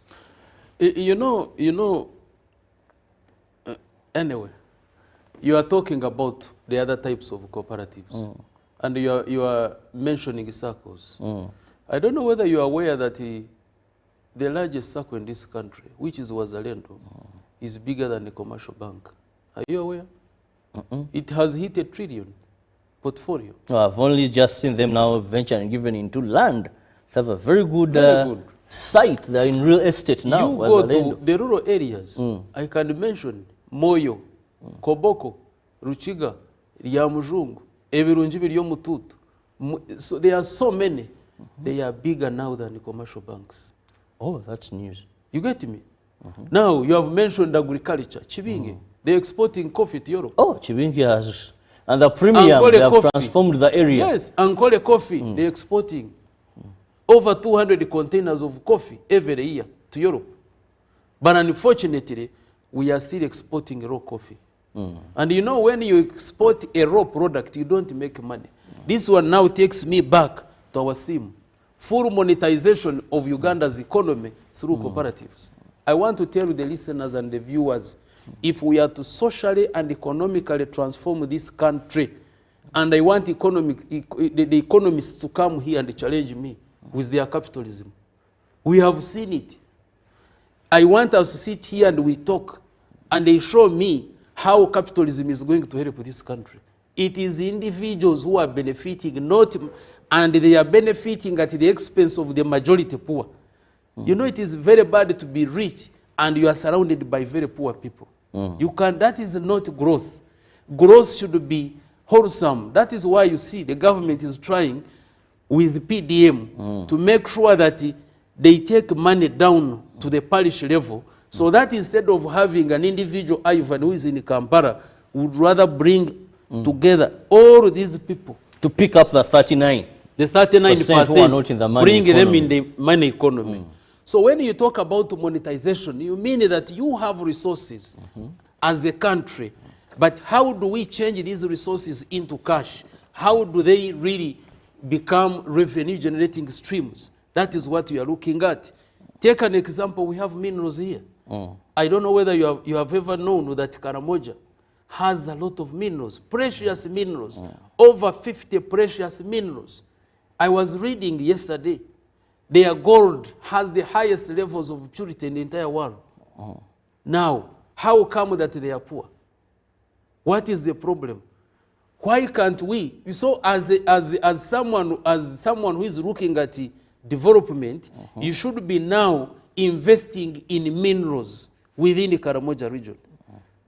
Not everybody is going to be in agriculture. You do the zoning. You identify which resources fall where. Now, in the event that you find Uganda has a lot of minerals, then let us invest a lot in mining. Let us train our people on mining. It is so unfortunate that as a country, you have a lot of minerals but there is no course in mining. So we should be now putting it in our education curriculum, so that instead of teaching us, Ivan Asimwe, I did geography. And during our time, I don't know today, they teach you Tennessee Valley, Central and Seaway, British Columbia, Canadian Prairies. Why don't you instead tell me that there is gold, there is copper, there is cobalt in Kasese, and this is the way to go? If you want to make money, you go here, do this, do this, do this. That is the way to go. Now, agriculture. We know that this is an agro-based economy, but you make agriculture optional, and then you make English compulsory. And it's a mode of communication. Then history, you start teaching about French Revolution. But the good Are thing you is training your people? we have had such things. So that is a education. new lower secondary curriculum. That is education. Is more practical. So when we are talking about monetizing the economy, we are trying to think outside the box. Yes, we have all these resources, but how do we take advantage of them in order Just to a make minute, money? Ivan, let me remind our viewer that you can be part of the topic of discussion this lovely Wednesday morning by simply going to the number on your screen, that is the number on your screen, and send me a WhatsApp message or a text message on that number regarding monetization of Uganda's economy through cooperatives. What do you know about cooperatives? And when we discuss that this is a vehicle that will very quickly deliver us to the desired level of economic growth, if we truly understand it, then if we make it a priority, I must say our government has made the cooperative model a priority when it comes to credit and savings cooperatives, the SACCOs, when it comes to various programs, youth livelihood, parish development model, all forms of empowerment, the NUSAF, still there's a cooperative model that is being followed there. But why are we not achieving the results that much is the question one would ask. If we are using this model, Ivan, we may not have perfected it, but over a time, the priority we've given, if you remember youth livelihood, talk of Bonaba Gagawale, this issue of form groups, you know, people with similar jobs, people with unifying factors, form these groups, form circles. Government will just give you some little money to ignite or to help you expedite to get to that level. But it seems the input and what we get out are not in tandem. You know, the whole thing, moderator, it is about planning and implementation. That is where the problem is. You may come here and sing and sing and sing, but as long as you have a challenge with the planning and implementation, things don't work out. Yes, I appreciate the government has really prioritized the cooperatives, but there is a challenge with implementation. Number one, you need to get people who understand the cooperatives at the center of implementation. But now when you get a different ministry to go and start implementing, supporting cooperatives, first of all, before you do that, do these people understand the cooperatives? Do they know what they are implementing? That should be the first thing. Once you know that people are not aware, what do you do? Now start trainings. Let those people be trained. Like I've mentioned, you know that you have Uganda Cooperative Alliance, which was established on the 17th of June 1961. Put it at the center of implementation. Because we have been there since 1961, and this is our area. We are not into other areas. This is our area of focus. Put UCA at the center. Allocate resources to UCA. But now you go and take money to a parish through a PDM. But you forget that these people, before they get the money, they need capacity building. They need to be trained to know exactly what they are going into. They need to have records. They need to have reports. They need to have policies. They need to understand the legal framework. They need to understand why they cooperate. They need to, a lot of information is needed. But who is going to deliver this information is very critical. But you find a consultant who is down there, and you know they are very smart. He's in a suit. He has mobilized over 500 people that he's training them on cooperatives. Put him aside and ask him, what is a cooperative? Nothing. This is a man taking a lot of money, billions of money, that is a consultant, that is the one who is developing a policy. You are developing a policy, but a policy for something you don't know. That becomes so challenging. The other thing, why we don't see positive growth. Let me just use examples. If this country, for example, mobilized the educated, the elites, you have the engineers, organize them. Don't just start by giving them money. First, change their attitude. Let them know that it is themselves who are supposed to come together, work together, and change this country. That is a whole pillar in the parish development model, mindset change. Mindset change. And it shouldn't even be this side, it should be the first pillar. That is why most of these circles, the bigger circles you see, were developed with UCA ideology, because our ideology in 1995 was community mobilization and sensitization. Before you put anything, first mobilize and sensitize the people. Once Chirabo and me, as engineers, realize that we do not need to look for jobs, but with our skills and knowledge, we can actually come together and construct roads in this country. So once these people have come together with the expertise and knowledge, then you support them. Support them with equipments. Make sure you monitor them. This is how countries like Korea developed. Singapore, Malaysia, Germany and others, using a cooperative model. So you bring them together, give them whatever they want, and closely monitor them. Tomorrow you'll find these engineers in a cooperative union are the ones constructing roads, bridges, and everything. You put them aside. Go to doctors. Support these doctors. Instead of getting an investor to come here and invest in medical care, you have your own doctors in the country who are supported, who are given all that they need, who are closely monitored with a very good legal framework and policy framework. Then they are able to set up a very good facility, like it is in Brazil. Brazil has the largest health cooperative in the world. By the time I last read, it was 110,000 physicians and 113 hospitals. That was Brazil. You come to our neighbors here in Kenya. I was reading about it. Do you know that 43% of the cooperatives in Kenya contribute 43% to GDP? Wow. Compared to us, if you to look at our statistics, we are less than 3%, 2.7% our contribution to GDP. I don't know how factual it is, but this is the statistics I have. Now, you go to how many people benefit from these cooperatives in Kenya. Over 63% benefit. But you come to Uganda here, it is less than 20. Now, so where is the problem? Ivan, we must look at some of the messages that are coming in from our viewers. Thank you so much for your messages. Those are text messages and on WhatsApp. Now, Mr. Ivan Asimwe, I want to thank you for your excellent explanation about cooperatives. My name is Polycarp Simba. Polycarp, thank you so much for watching and being with us.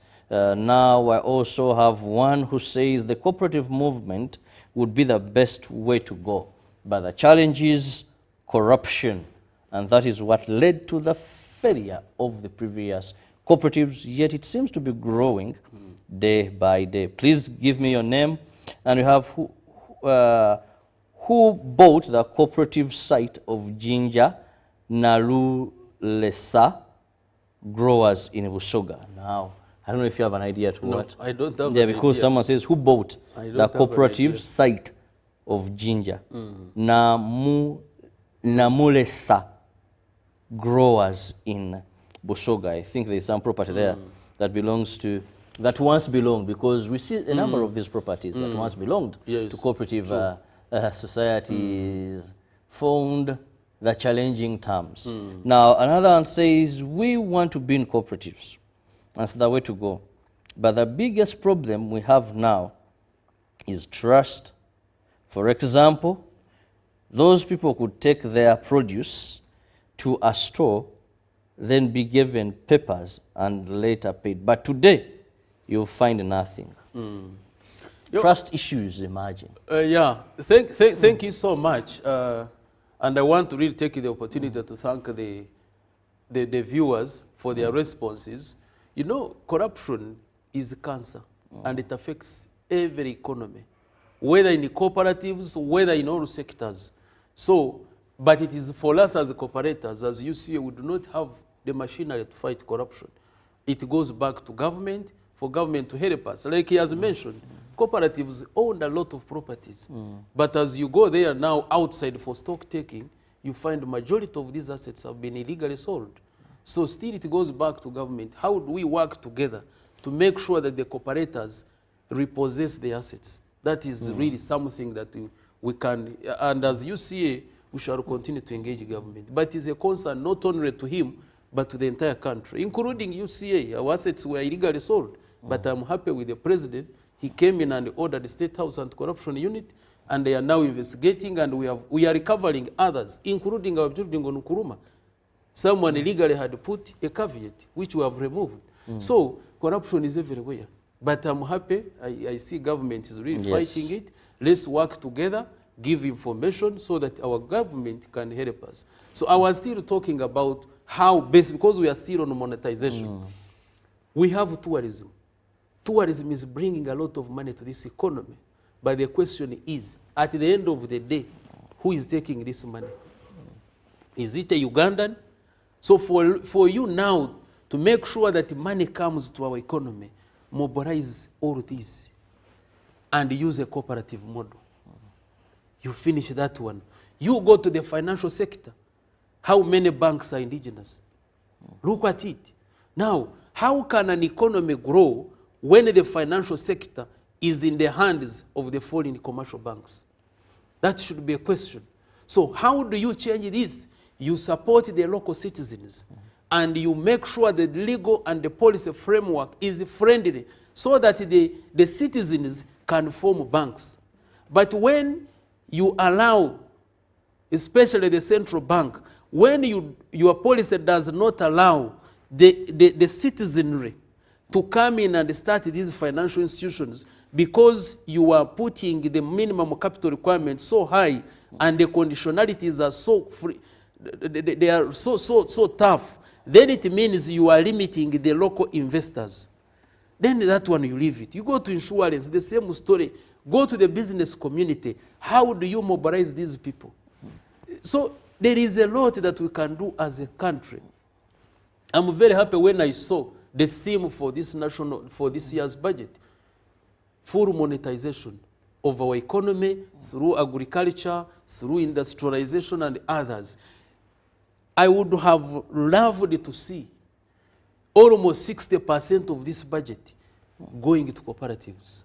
We are not saying going to cooperatives that we are giving people free money. No, there is a lot that we need to do. Number one, I've mentioned the cooperative education. Yes. We need to invest in the cooperative education because you are promoting something, but how many people know it? So you invest in it. Number two, you look at the legal and the policy framework. Like I've been mentioning, there is a legal lacuna already on SACCOs. The Attorney General has guided, and the Solicitor General have guided. And they have all guided that all these laws should be harmonized such that we have a single regulator and a law on SACCOs. But the moment you still have a lacuna on SACCOs, then, and you are there promoting PDM and the Myoga, they are going to face the same challenge. Then you leave that one. Then you invest in capacity building. You make sure that people are trained. People need trainings, not the workshop trainings, these ones in Kampala. No, go on the ground. Teach the wananchi. Let them understand. Then you have the local government structures. Like last year we had a meeting. We were training the commercial officers across the country. And if you were there, moderator, and you see the testimonies of these people, someone who tells you, from the time I was recruited a commercial officer, I have never gotten any training in the cooperatives. Yet my role is to supervise and audit cooperatives. How do you supervise and audit an area that you don't know? Because remember, this is a person, is a social scientist. That brings me to a message here, another interesting one. Hello, good morning. I'm Shakira from Mitiana. People don't understand cooperatives at all. Me, I have a diploma in cooperative and business administration from Uganda Cooperative College Chigumba. But whenever I take my papers to ask SACCO for jobs, they don't get it. That is very true. Time seems to be flying. That is very true. Time seems to be flying. We have to give room for Ruben to come here with sports updates. But as we wind up, now let me just have your parting shot regarding monetization of our economy through the cooperative model. Thank you so much. In the interest of time, I want to urge all Ugandans, let us embrace the cooperative model. If we are to develop this country together, Ugandans must be brought together, people must love each other, people must cooperate, and then that is the way to go. I want to urge the government. We love the government. The programs are very good, but let us sit together. Let us have like a brainstorming session, and then we see strategically. I'm very happy of recent, the Ministry of Trade and the UCA, we organized the National Economic Dialogue in Munyonyo. If you were there and you see how Ugandans are ready for development, you could really imagine that there is something lacking. Ugandans are educated. Degrees, masters, PhDs, we are more educated. But how come that the more we get educated, the more we get exploited? Then there is a problem which we must all discuss in one room and get strategies. So this is an area that we can also look at. Let us come together, think for this country, plan for the country, and also government. Let us put more resources in the cooperative movement, not just at PDM and then you forget the other side. Let us have the Ministry of Trade, put resources there, put resources in the UCA, support these unions, awaken them, support the commercial officers, give them the required skills and knowledge, give them everything that they need, make sure the legal and the policy framework is in place, and then tomorrow you will find the cooperatives taking over this economy, like it is in Germany and France, in Kenya here, in Netherlands, everywhere. These economies have developed using the cooperative model. So together we can develop this country. I want to thank UBC once again for always allocating time to cooperators to come here and debate on such issues, because you have really made us known everywhere. Most people thought that cooperatives were no more, but with your support, now Ugandans are ready. They are willing, they want cooperatives. I want to thank the government for the support that you have given the cooperatives, but let us do it the other way, in a better way, because together we develop this country. Well, I want to thank you so much, General Secretary, Uganda Cooperative Alliance, Ivan Asimwe. Thank you so much for your time, and always, whenever the opportunity is there, you've never really let us down. We want to thank you so much, however short notice it may be. And I want to thank everybody, those that have sent in messages, Mwaka Michael, Shakira, Kabi Muzaffar Isa, video president of Busoga Bloggers. I must say you're so many. Let me not mention more names. Time will not permit me. We'll be having Ruben to take us through sports updates, and I'll return later with Good Morning Uganda Extra. For now, Robert Chirabo, New Internal. Keep it with us, because Ruben has so many interesting stories from the world of sports. Good morning.